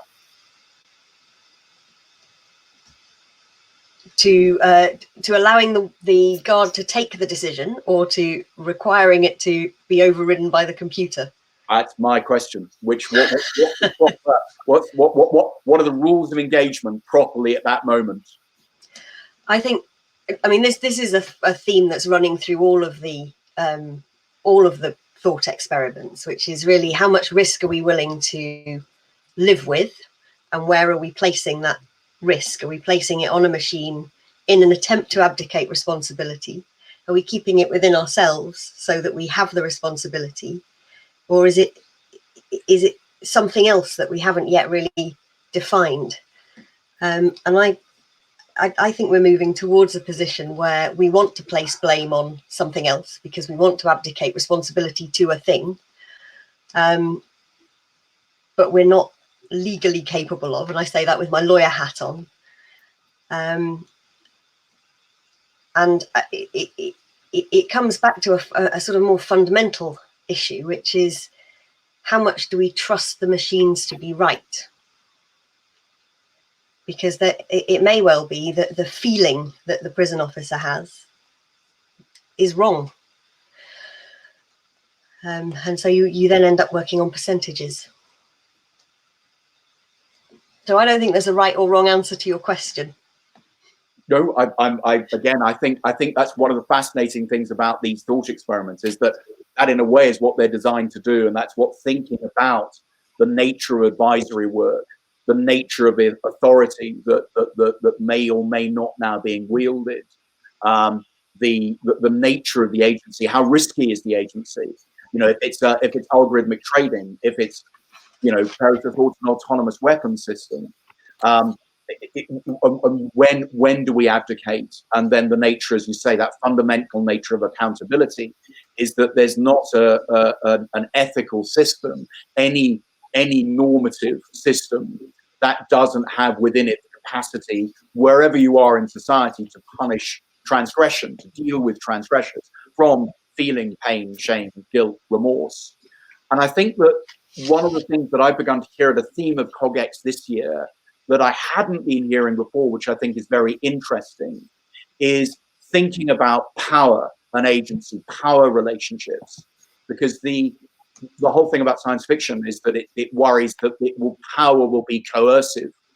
But actually, we need to worry about power that is much more utilitarian in our lives than that. And Ada, I wondered if you wanted to think a little bit about the nature of which voices we hear in this debate, and what beginning to think about what those power relationships look like. Yeah, thank you, Robbie. I think one of the things that started to really come through when listening to all of these is the idea of trust and transparency and levels of power. Is power taken, or is that given? But I think, you know, when I've been listening to some of these, really thinking about if these were human to human relationships, where would be the levels of power? Well, first of all, how do we build trust to be able to abdicate some of our responsibilities or some of our authority or some of our agency to somebody else? Because those actions actually start to really change the idea of the amount of risk that we're willing to take. And if we only hear from a particular type of voice or a particular type of authority or a particular type of power, then that changes the nature of the relationship that we're going to have. It changes our ability or our own levels of judgment, because we may have perceived that level of power, that level of authority, to be more respectful, more valuable than anything else. So I think a lot of this I know that we're running short on time, but I would like to explore some of that in the Q&A, the conversation around levels of power and how do we start to make decisions about which bits are more valuable than others. And I think that starts to come down to the idea of trust. Fantastic, thank you. Well, I think trust and trustworthiness are obviously, what does it mean to entrust to an AI system? What does that begin to look like, particularly when, and I'm going to come to Lou now to start something which I said we wouldn't set chasing. I'm keeping an eye on the time, which is trust, because of course trust for humans is based on some form of reciprocity, which of course in a way is a nonsensical notion for an AI. So, I mean, we were talking as we were preparing this a little bit about rights and obligations and what it means, because an AI can't have an obligation to you. So I wondered, you know, from a rights and an obligations perspective, I know we promised ourselves we wouldn't go down this rabbit hole, but where the conversation's headed, I thought that might be an interesting throw. And then just everybody, we've got 7 minutes, and I'm going to want to come to everybody to do a quick wrap up before we head off into the Q&A session, which I hope as many of you will join us for as you possibly can. So rights and responsibilities. Yeah, for a non-human thing. But I think most humans don't understand what a right is to start with. So enabling them to code a machine that understood that, or for a machine to learn it, would be quite difficult. But for a machine to have responsibilities, you could tell it and teach it what its responsibility was, but you couldn't enforce that afterwards. And so I think this comes back to the idea of the purposes of punishment, which a lot of that's to frighten somebody into submission, either because of deterrence or because they're going to be sent to prison or because they're going to have to pay money, or the second purpose might be rehabilitation. And that's something that maybe by learning from what you've done, if you're a machine that learns, you might be able to do. But we also have a very human notion of retribution, which comes from this sense of rights and responsibilities. You're responsible to me to do this. I have the right that this will not be done to me, and I have a right for retribution and restitution if that goes wrong. And it's very difficult to see how you could get retribution from an algorithm or a machine. And that brings up a really interesting notion of whether or not retribution is a good thing in any event. But that's a whole other debate. So thank you, Luna. It's really interesting, and maybe we'll get a chance to pick that up. Tony, can I come to you next for sort of some thoughts which might lead us into the Q&A? Yes, and there's a framing for me, which is one I'm struggling with, and I share it not because I've got an answer, but much more because I'm going through the same process myself, which is, what can digital be if it is not bounded by our definition of life? And what Lou just described is everything that's human. And we've got to create digital models which are everything but human. And when we describe life in its most fundamental level by two things, which is one, to propagate, and second, to adapt. And actually our lives are bounded by death. And death itself defines our version of life, which is therefore to propagate, which overcomes death, and to adapt, to avoid death. So within this system we've created, it is bounded by this idea of death, which then introduces the ideas of punishment. In a digital world, we don't have that. So what do these things look like in a digital world? And I don't know, but kind of like that's why we struggle so much, because we haven't got the equivalents and we can't hold these machines to anything because we have no retribution, because they're things that are deeply human. So I'm struggling with the very question which says, what can digital be if it is not bounded by our definition of life? That's a great question. Lorraine, I'm going to come to you quickly. We've got 3 minutes. 3 minutes left now. I just want to come back to your point, Robbie, about trust and the trust that we place in AI, and then can it live up to its inherent trustworthiness? And I think, again, it's as I said before, it's we need to think about that when we're thinking about placing people into places of judgment, and what we can entrust to that person or what we can entrust to the AI agent. So I think it really puts the focus absolutely squarely back onto working relationships. And that's why I was really pleased that this session was looking at relationships. It's what's going on between stuff that we now really need to put our focus on. And looking at boundaries. Fantastic, Lorraine, thank you. Ada? Yes, very quickly. So picking up on what Tony said, when I'm thinking about summation of all of this, the word that came up was human. I think that we are trying to put our experience and our knowledge of human relationships and interactions onto AI, which is actually processing mass and data and insights. And I think that that's where some of the difficulty is starting to come, is happening, because we are trying to use our current models of relationship and interrelationship and then applying that to something that doesn't have a consciousness. It doesn't have that judgment or that levels that we are used to. And I think that we need to think about how we create new types of relationships and understanding what the measure of success of those actually is. Terrific, thank you. Well, we've queued up, I hope, some really good things. I'm not sure how long we've got now, but I'm going to go into Q&A with 3 questions about accountability, which is a system that is consistently able to ask, how's that working for us? Think about what do we mean by that in this particular context. Critically, to ask the question, who do we mean by us in this context? Who is that us? And lastly, and very importantly, of whom or what are we asking those first 2 questions? Which, to drop a quick bit of philosophy at the end, is a very Aristotelian notion. It's go ask the fisherman. It's go ask the front line how this is working. So I think we're about to end. Please join us in the Q&A. We would love to continue. We'll continue the conversation anyway. But if you're asking some questions, then it will be lovely to see you. And thank you all very much indeed for joining.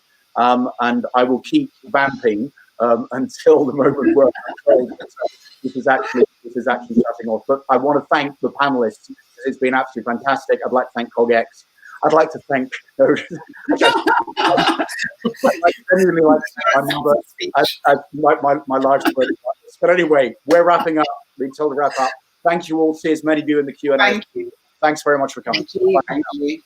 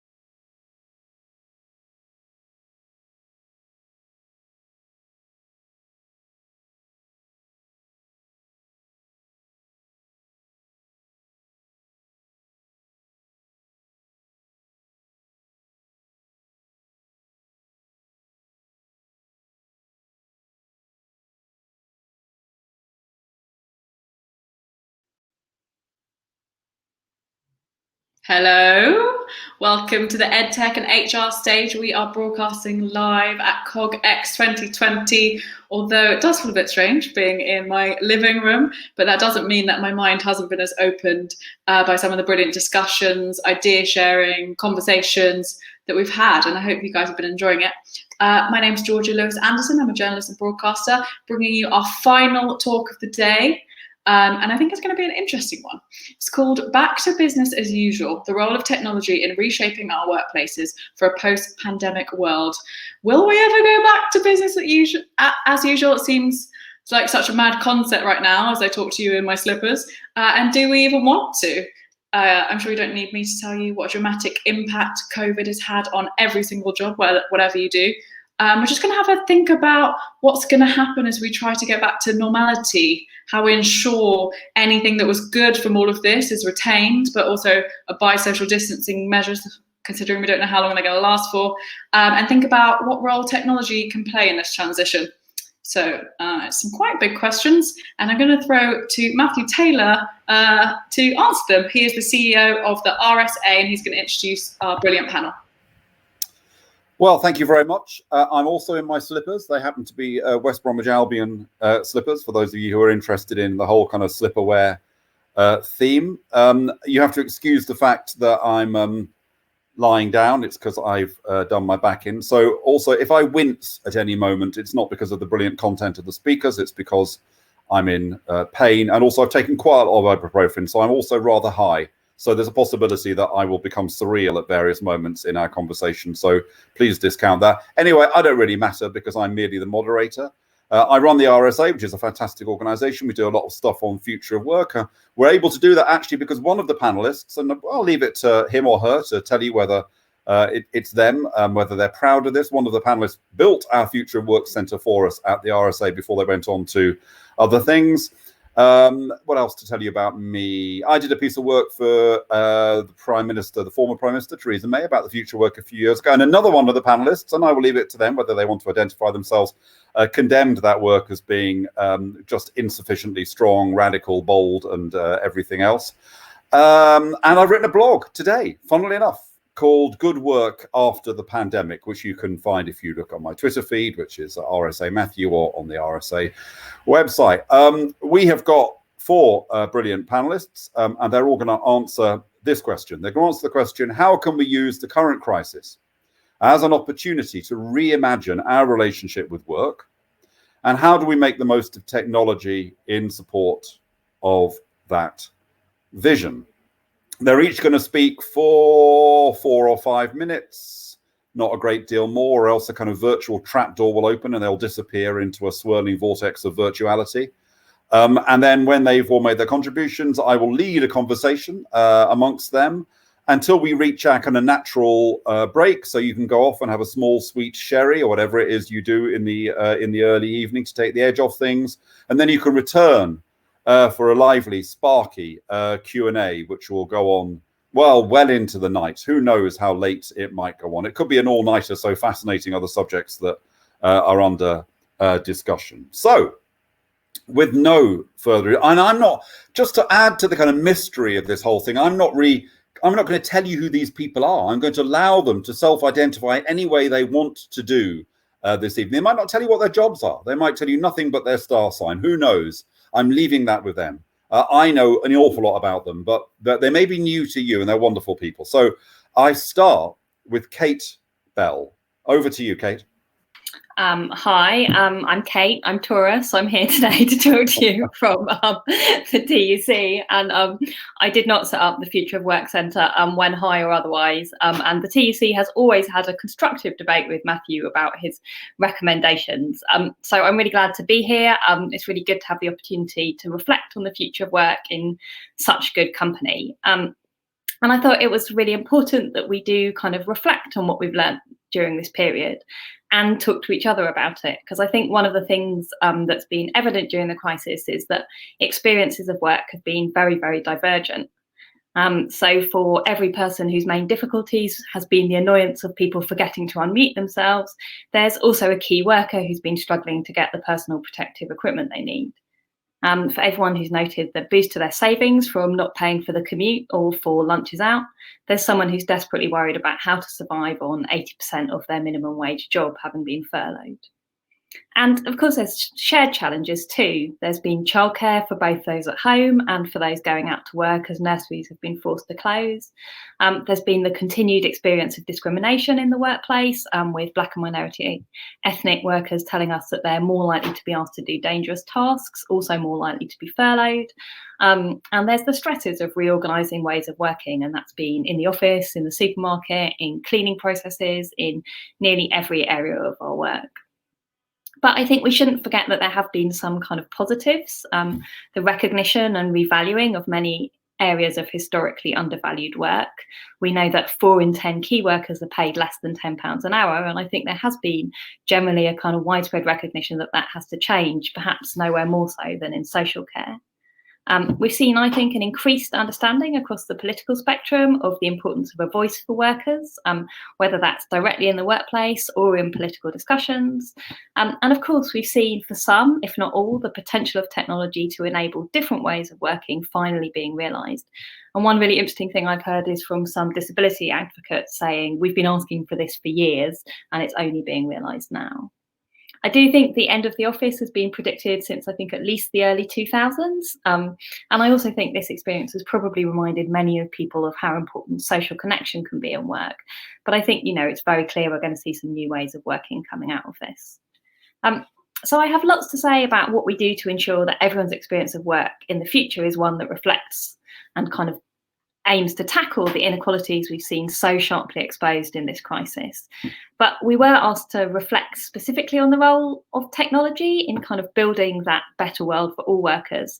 So I just thought I'd try and say a few words about that very briefly. So I think the kind of technology we've seen during this crisis, obviously we are all doing this from our homes, has enabled us to cross boundaries. And in many, many ways, that's been kind of incredibly powerful, incredibly important for enabling us to continue to connect with each other. But I think it's also reminded us of the need to set some of those boundaries. So many more people have experienced the kind of feeling of being always on call, which previously might have been limited more to people who were, for example, on 0 hours contracts and constantly getting their work at the end of the phone. Concerns about your personal life being on display. Previously, we used to hear that a lot from people like delivery drivers who had tracking software in their cars and then would take their car home. That obviously is a kind of increased concern during this period. And we already knew that half of people felt that they were being surveilled in their workplace. Half of people thought they had tracking software being used in their workplace. That can feel very different if that tracking software is basically monitoring you when you're at home. And I think we've also kind of had to think a little bit more about the boundaries between working and non-working time. We knew that work intensification was an issue before this crisis, both for people in higher and lower paid jobs. And I think everyone who has been working at home during this period has had to think a little bit about when is work and when is not work and how do we reinforce those boundaries. My second kind of reflection on the role of technology during this and how it might lead to change might be a little bit more one that's kind of prompted by the protests against racism this week. But I think it's been true to some extent of different jobs is how technology has enabled all of our work to be more visible to each other. That hasn't always been technology. I think I've been much more conscious of the work that retail workers do while I've been shopping during this period. But I do think we've been able to see through film, through other media, what it's like working in a social care environment, perhaps what it's like being a cleaner. And that perhaps has been helpful in order to, build some of the kind of solidarity and understanding that we need to make the case for change. And the last thing, I guess, has been that, this period has made us focus on what matters. So recent qualitative work that we've been doing with workers just has safety and job security coming up again and again and again every time we ask people what's important. I think job security already would have been there before the crisis, but safety just reminded. And I think that's a good challenge for all of us to think about what are we using technology to do and have we solved those basic problems before we try and become more ambitious. So I'll stop there and looking forward to discussing with the other panelists how we might solve some of those challenges in the next phase. Thanks, Kate. I mean, I could spend the whole of our time just talking with you because I think it's a really fascinating agenda. But I'm only allowed to ask you one question, and you've only got a minute to answer it so that we can get everybody in before the break. But there was some momentum behind the good work agenda leading into the crisis. You know, some of the things that I proposed were implemented. The government said they might implement some more in the employment bill. As the Resolution Foundation pointed out the other day, we're now in a situation where low pay is at the lowest level. Only 15% of workers are below 2/3 of median earnings, the lowest level for 40 years. And of course, the government is committed to raising the living wage to that point. So formally speaking, there'll be no low paid workers in the statistical definition of it. What do you think is going to happen to that good work agenda if we emerge from the crisis with high unemployment? Do you think there's a danger that not just politicians and officials, but citizens themselves say, well, look, forget improving the quality of work or even raising wages. I just want a job, any job. Give me a job. I think there's a danger that the crisis will be used for those who don't want to see better regulation. But I think one of the things we've learned over maybe 30 years of labour market policy is that actually attempts to get the quantity of employment and attempts to get quality employment go hand in hand together. And if we think about some of the problems we had before the crisis, low productivity, regional inequalities, and that have been exposed during the crisis as well, with, you know, real worries about the ability to get people to work safely, we know we can't go back to an agenda which just says deregulation is the only way to get better employment. And the evidence is telling us that too. So work across the OECD, across international institutions is saying the best way to get more jobs is also to get better jobs. And I think that's something we absolutely have to learn in the coming period. Great, thanks, Kate. Well, I look forward to talking with you later when we bring the rest of the panel in as well. So let's turn to our second speaker. When he worked for me, I've given it away, you see. When he worked for me, he was just Ben Dellett, but now, according to my notes, he's Benedict Dellett. He's obviously going to get, his name is going to get longer and longer the more important he becomes. So I don't know what comes after Benedict, but Benedict, tell the world who you are. I'm Ben Dellett, and I am Head of AI Monitoring at the Centre for Data Ethics and Innovation, who are hosting this panel today, and I'm a proud floor as well. So yeah, I guess for me, like, there's a lot of uncertainty just to begin with about the state of the economy over the next few months, maybe even years. Some people talk about a quick V-shaped recession. Some people talk about a recession that will be much longer lasting, and we just don't know. It's very difficult to forecast the trajectory of the economy anyway, and it's particularly difficult when we're dealing with a virus that we just don't know enough about, and that will affect lockdown periods and whether we'll need another lockdown and so on and so forth. So we just don't know. Either way, I think there will be an opportunity to rethink our relationship to work. So we've already started to see once marginal ideas move into the mainstream. So you have Jacinda Ardern talking about a 4-day working week in New Zealand, Spain talking about transitioning its emergency welfare measures into a UBI, although there's a lot of misconceptions around what a UBI really means. So whether that turns out to something substantial or not remains to be seen. And you've got Twitter as a company allowing workers to work from home for the foreseeable. And that sounds small, but you remember just a few years ago, it was Yahoo that was saying to everybody, you need to come into the office. And that's actually quite a big shift and a turnaround. I think there's a temptation and a likelihood that people will, throughout this crisis, try to say, well, there's an opportunity here to change how we run our labour market and potentially to try to remove some of that flexibility that we've had over the last few years. And I just want to put in a quick word for flexibility so we don't lose sight of the benefits. Flexibility is one of the reasons why we've had some of the lowest unemployment rates in decades. And that wasn't a story that was true of all countries as well. If you look at somewhere like France, I think it had twice the unemployment rate that the UK did just before the crisis. Spain, it was 3 times. And if you look at the unemployment rates for young people in those countries overseas, actually pretty horrifying figures. So we just need to bear in mind that actually the UK was, it did have there's a lack of job security in many cases, but also was doing well in terms of job quantity. But what we need is a mix between and a combination of flexibility and security. This, I think Will Hutton once called it flex security as a combination. And what does this mean in practice? Well, one idea that I think you had, Matthew, in a review that you did on Good Work was to have a premium wage, for example, around 0-hour contracts. So you can still have 0-hour contracts, but if you want to use them, then you pay a higher premium for the price of that flexibility as an employer. Also, it means having proper enforcement of rights. There's no point in having rights like holiday pay and sick pay if they're not enforced. But coming back to the bigger theme here, which is about technology and the role that technology can play in realizing that vision of flexible but secure work. I think many people at the moment are worried that technology is not a force for good when it comes to jobs. People are worried that machines will lead to automation, and that's the last thing we need at a time when we are likely to be entering into recession and see unemployment rising. But again, I would question that mindset. So the problem with the last few years, I think, has not been so much that we've had too much automation. Sorry, it's actually that we've had too little automation. So UK firms as a whole haven't been investing that much in R&D and technology. And that's a problem because technology can be the basis for productivity rises, and productivity rises can be the basis for wage rises as well.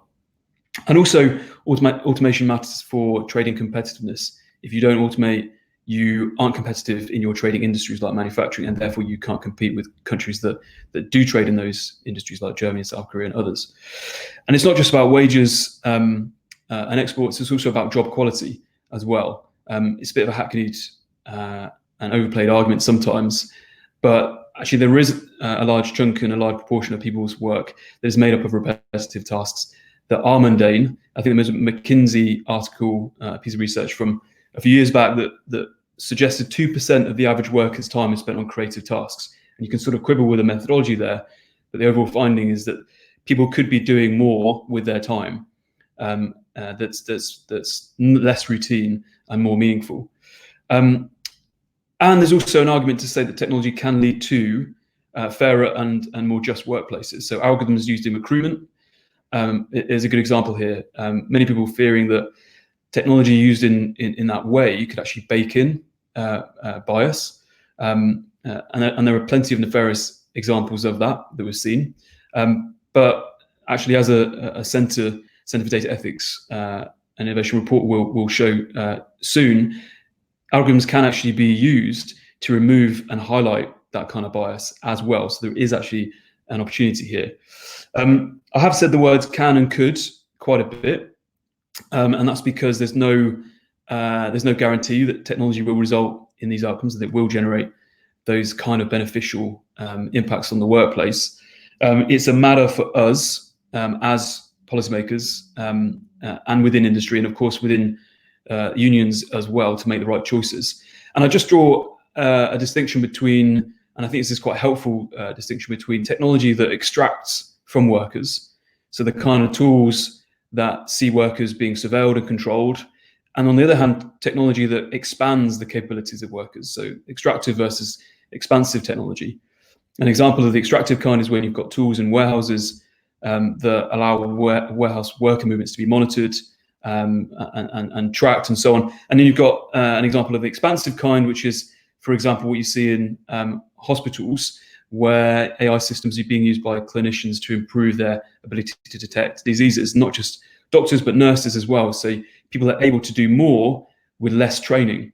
And that's an example of expanding capabilities. And the CDEI will be looking more at these kind of issues in the coming months, in particular within some work on algorithms in the workplace, and with the forthcoming paper on bias in algorithmic decision making. And I'd love to talk more about that, but I think I've probably said enough already.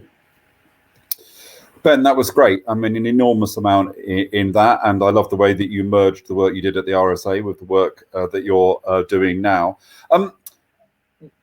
Engagement. Can I ask you about that? That it isn't one of the critical factors as to whether or not technology is used in a way which enhances people's working lives, but also whether technology is used in ways which citizens feel okay with, in the engagement of the engagement of employees and the engagement of the public. And isn't one of the things we often get wrong, I think organizations get wrong, governments get wrong, is they rush to introduce technology. And actually, if they spent a bit more time engaging people properly, it might be a bit slower, but it might be done better. Yeah. And obviously, I think Kate would echo this as well. one of the best ways of doing that is through unions. And in fact, I think last year, for the first time in a little while, the unions saw a big leap in their membership numbers, up by something like 90,000, 100,000 or so. So there's still a force to be reckoned with, and they can be used as that link between workers and management, and they can be used to build a consensus around the deployment of new technologies, including sophisticated kinds like AI, but also the more mundane kinds. And there was an example that I've used before, which is between CWU, Communication Workers Union, and the Royal Mail. And Kate, correct me if I'm wrong when I go through this, but I think the agreement there was that Royal Mail could use monitoring and performance assessment technologies within its workplace.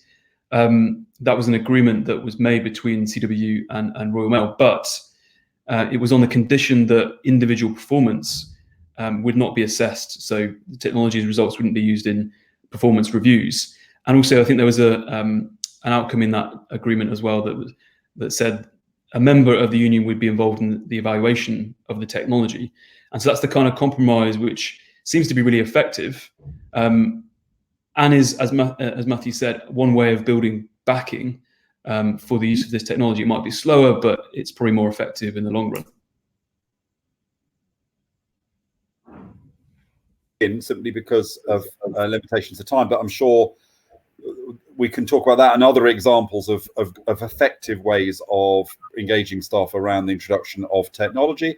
By the way, if anyone is watching this who works for an organization that is got more than about 100 employees, since April the 1st, you only need 2% now, 2% of your fellow workers to request the right, and you will then have the right to representation and to information and consultation at work, which is a really good stepping stone on the way to trade unionism, if that's what you want to do. And as Ben said, that is ultimately the most effective way to achieve employee engagement.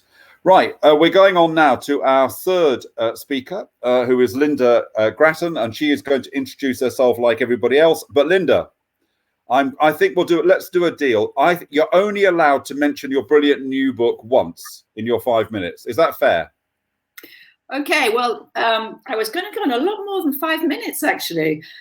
So the question that we're asking is around, what's going to happen to work, and will good work really exist? I'm Linda Grattan. I'm a professor of management practice at the London Business School, and I've been running for 10 years the Future of Work Consortium that brings companies from around the world really to talk about issues.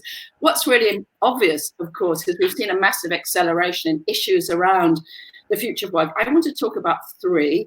The first is what's happening in terms of working up from home. I want to talk secondly about time, which is something that both Ben and Kate talked about. And then I want to say something about automation. Let me start by talking about home. I actually ran a webinar at the very, very beginning of the pandemic at London Business School on virtual working. One of the questions I asked was, how is it for you working from home? And as Kate said, there's a great deal of diversity of experience. So these were only people who were working from home. What was really fascinating is only 3% said, the technology is completely pissing me off.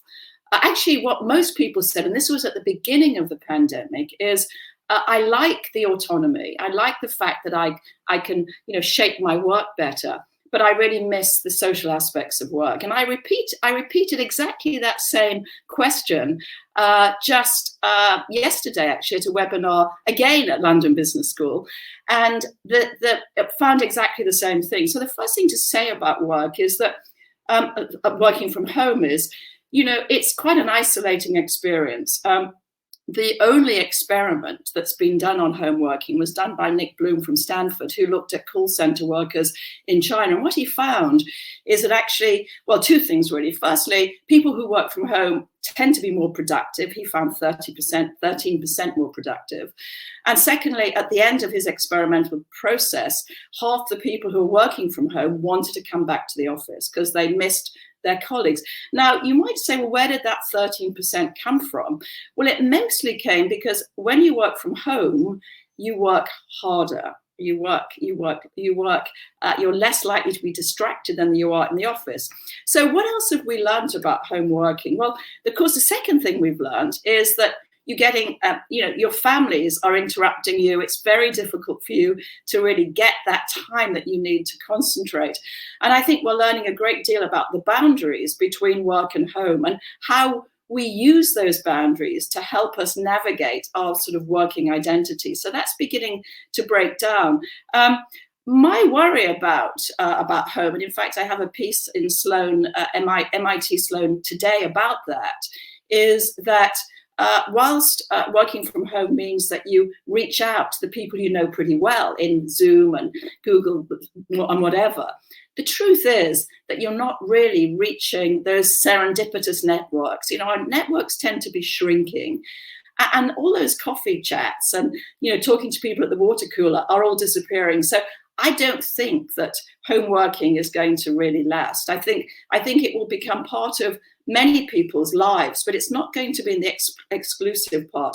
That leads me on to the question of time. And a number of you, and I know that probably will say this, will say, well, maybe this is an opportunity to change the way we work, to work fewer hours, to have a 4-day week, something that I'd be very keen to have. I don't see I don't see that happening right now. And it's not going to happen because whilst the corporations that I'm talking to are very keen for people to move back to home, mostly because it saves office space, I haven't heard any that say, isn't this a great opportunity to change the hours of work? And I think that with the recession that's about to hit us, I think I'd be very surprised if that's the top of the agenda for companies. I want to talk thirdly about automation. And as Kate has mentioned, and indeed Matthew mentioned in his introduction, in periods of recession, one of the most obvious ways of cost cutting is to automate. And I certainly think we're going to see a big automation agenda. Should we be worried about that? Well, I think that Ben makes a really good distinction between whether automation actually adds to people's lives or whether it takes away from their work. And I think that's an important distinction to keep in mind. The interest that I have in this area is upskilling and reskilling. I don't believe that we should be focusing too much on jobs, retaining jobs. I think what we should be doing is helping people to make transitions as automation increases. And I'm very interested in how companies and governments and educators upskill and reskill. The good news there is that this has been an extraordinary opportunity for digitally based training to really take hold. And I'm a member of the World Economic Forum's a group on education and reskilling, and very, very interesting information, even last week, on the numbers of people going into virtual training, the numbers of companies that are really engaging in that, and indeed the numbers of universities, and some governments, and obviously it's going to be the same in Singapore, have really focused their attention on upskilling and reskilling their employees. So for me, that's the number one issue in this pandemic. Thank you, Matthew. Linda, predictably absolutely fascinating, and you didn't mention your book once, so I feel I was so churlish to imagine that you would plug it, but I'm going to mention it in that I mean, one of the things that you have argued in your new book and your last book is that we should be more imaginative than we have been in the past about our life course. We should get away from the idea that education all happens in the first quarter of your life and then work in the next 2 quarters, and then retirement and irrelevance in the final quarter of your life, as it were. I'm caricaturing the position. Similarly, we kind of have a notion that work is a thing that we do for instrumental reasons to get money, and that out of work is where our heart is and our real life is. Do you see that the crisis could help in order to help us to reimagine these kinds of boundaries, to start to think, well, actually, work should be a place of fulfillment. I shouldn't really separate my life out into the stuff I do because I have to and the stuff I do because I want to. And also, as you've talked about upskilling, that's really interesting, the possibility that people can think more imaginatively about learning throughout their lives as well. Yeah. No, Matthew, I mean, you and I have spoken about this, and these are fantastically interesting questions. I think in terms of where we're going, there are 2 forces which are operating really and we don't know how those are going to play out. One of the forces is that lots of people, and I'm very conscious of Kate's point that not everybody by any means, but lots of people got the opportunity to work from home. They got closer to their families, although sadly men didn't do any more domestic work than they do normally. But nevertheless, they did get closer to their families, and they began to really think about, what sort of life do I want? And actually, if we weren't moving into a recession, Matthew, I'd be saying, look, isn't this great? The stuff that Ben's been talking about, that I've been talking about, and others, is really going to accelerate. But the truth of it is, and I think probably Kate is better placed than anyone to realize that, is we are moving into a very significant recession, and that will particularly hit young people, which I find, really, really, fundamentally sad as somebody, of my age, to see that young people are not going to get jobs. I think that's a terrible thing. And I think that we have to realize that the sort of support that government's made to furlough people should really be support to upskill and reskill people. And that we need not just to focus on keeping jobs open, but also focus on developing people. Because, without the recession, Matthew, I would have been incredibly Pollyanna. And you know that I am very optimistic about what's to come. But I think actually, I see companies all around the world struggling to decide how they're going to keep going, and also how they're going to pay the debts that they are currently accruing. And of course, companies are going to be paying those debts, but we as individuals are. One thing I think Matthew and I can be absolutely clear about is that taxation will increase over the next couple of years to pay off those debts. So we're moving into really choppy waters, to be frank. And I think that it's really important, and I agree with you, that union membership is very crucial at the moment, because one of the reasons that there's been a pushback with regards to how much the employees get of the pot is because they have very poor representation. Brilliant. Well, I'm really looking forward to us continuing our conversation after the break, Linda. So last but not least is Will Strong. So Will, tell us how you want to be understood, identified this evening. Hi, I'm Will Strong. I'm a tourist, just like Kate. Nice to know. I'm the co-director of Autonomy, a think tank about the future of work. I'm basically the director of research. I've had a kind of hand in all the COVID research that we've been pursuing, mainly kind of mapping unemployment and things like that. But of course, as a think tank, we also think about the future of work. And we are kind of like, it's as Ben said, it's a very interesting and kind of chaotic time in terms of understanding where the dust is going to settle. And perhaps this is the first kind of taste of a crisis such as this many of us have had. Basically, we don't get a pandemic every day of the week, I guess. And I think to some extent we should kind of understand this crisis, kind of like 2008, but understand why this crisis as one of many to come. To some extent, the climate crisis is just down the road. So this gives us a little flavor of the kind of thing we can at least expect to have to face. So things like precarious workers being kind of thrown, let's say, into disarray. They don't have sick pay, things like that. Also the furlough scheme, to understand how like what happens when the economy comes to a halt. Now, it's hard to actually cover anything different to what's been covered to some extent. I think one thing we should talk about is welfare. I don't think we can have a conversation about the future of work if we don't think about out of work benefits, out of work social security. If you look at some of the polls around the questions of a basic income, Ben mentioned it, there's a much greater support for such an idea now than there perhaps ever has been in the UK. The idea of a universal floor for which no one, whether they work or whether they don't work, should fall below, is something which is grown in prominence in this crisis, where we've seen lots of people thrown out of work or 80% of their current pay. So I'd like to think that what this crisis will do is make us more aware of how precarious or let's say how frail our labour market is, when suddenly one shock to the system, and many of us, not just those who've always been on benefits, but also those in all sorts of kinds of work, have to kind of sign on. We've seen the UC system really creak. And at Autonomy, we very much advocate a more universal, more generous system because the history of out-of-work benefits really tells a kind of sorry tale from the workhouse to the labour exchanges and now to the job centre. These places have always been heavily stigmatised. These places have always sometimes explicitly been used to kind of separate from the deserving poor and the undeserving poor.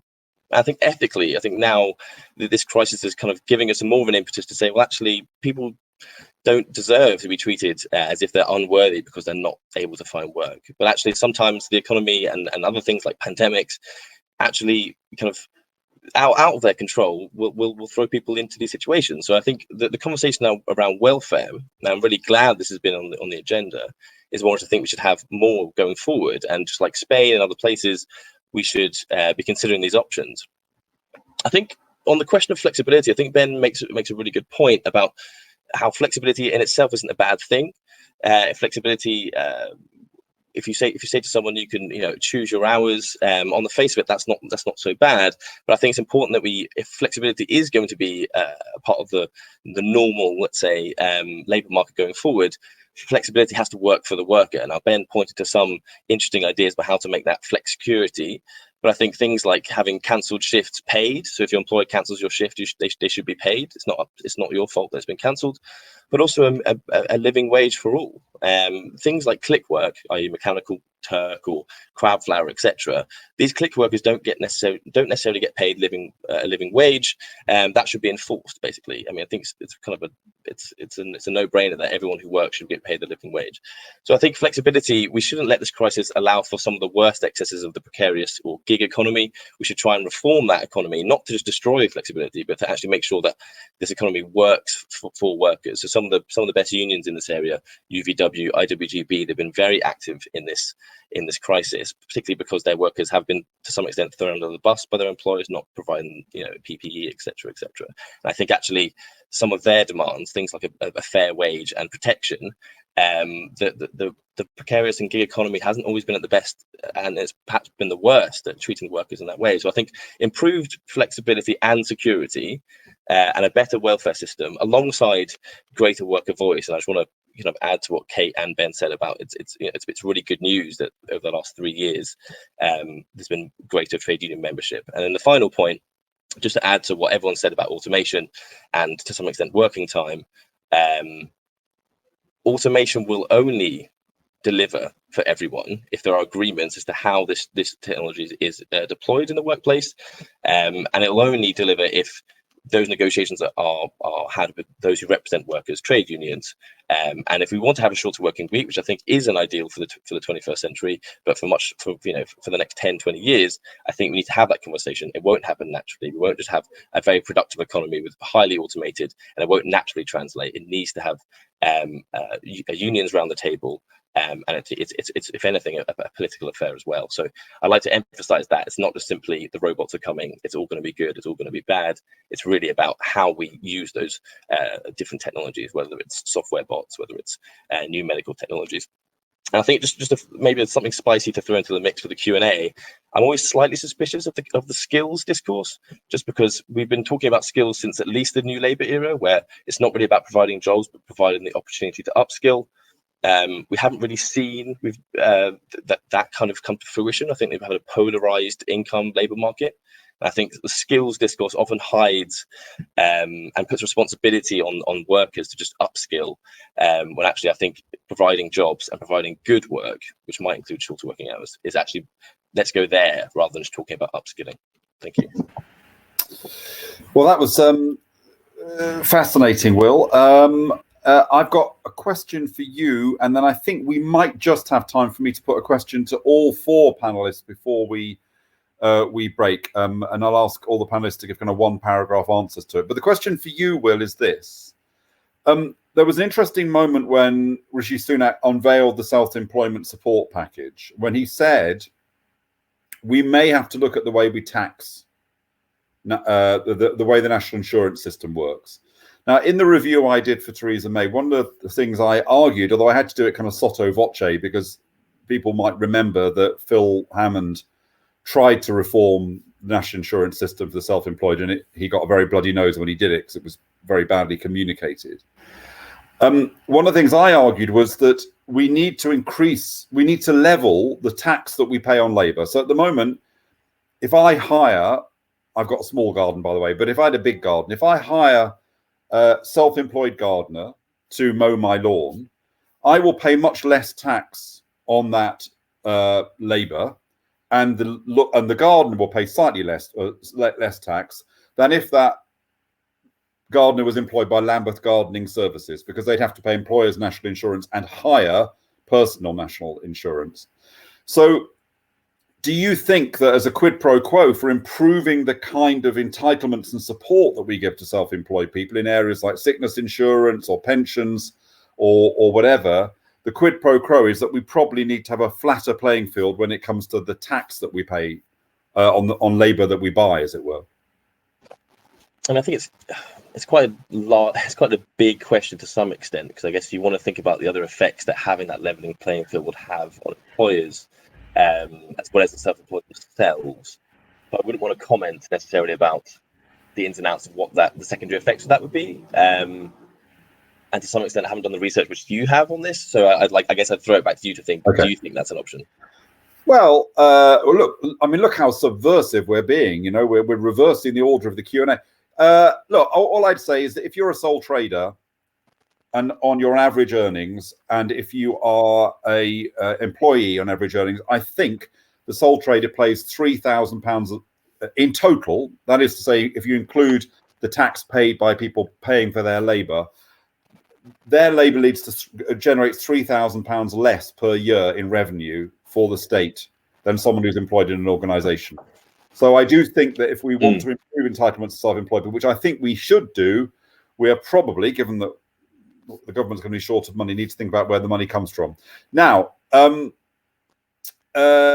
we've run out of time, so I'm just going to ask this question to all our panelists. So I'm going to remind you of how wonderful they are, so that you don't for a moment think about not coming back for the Q&A. The question I'm going to ask them is this. I'm a big supporter of universal basic income, but I'm a supporter of the RSA's model, which is pretty modest, pretty low level. Indeed, it could be characterized really more as a kind of universal welfare system rather than the more grandiose notions of UBI, which is that it's, a license for people to live entirely free of the burden of labour. In fact, our UBI strengthens work incentives. So my question is, are you A, in favour of universal basic income, B, opposed to universal basic income, or C, it depends on the type of universal basic income that we're talking about?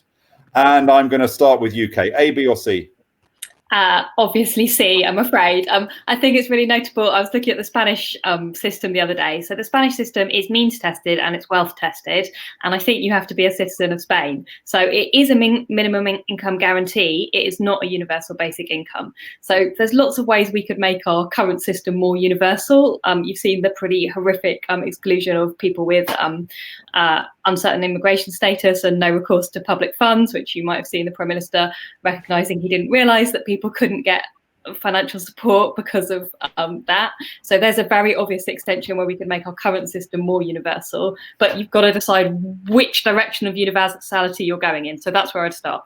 Apparently the time is up, so I'm going to have to leave the other three of you. This is brilliant. How did I make sure everyone came back? I made sure everyone came back because they're all going to want to hear your answer to that question. So please, everybody, put some lounge jazz on, pour yourself a small sweet cherry, get the cheese footballs out of your cupboard, wander around in cocktail party style, and rejoin us chilled out for a Q&A in less than 15 minutes. I'm looking forward to it already. Thank you very much for that, leaving us on tender hooks for sure. And thank you to everyone who joined us at home. As you heard from the man himself, they're going to be taking your questions in about 15 minutes. So do hop over into the speakers' Q&As where you can continue the conversation. We're on Twitter too, using the hashtag CogX2020. And I'll be back tomorrow morning with another mind-opening set of discussions. Thanks again to our panelists and fabulous moderator. So much to take in. It was very interesting for me as a tourist myself. And I hope you guys enjoyed it at home as well. So I'll see you tomorrow.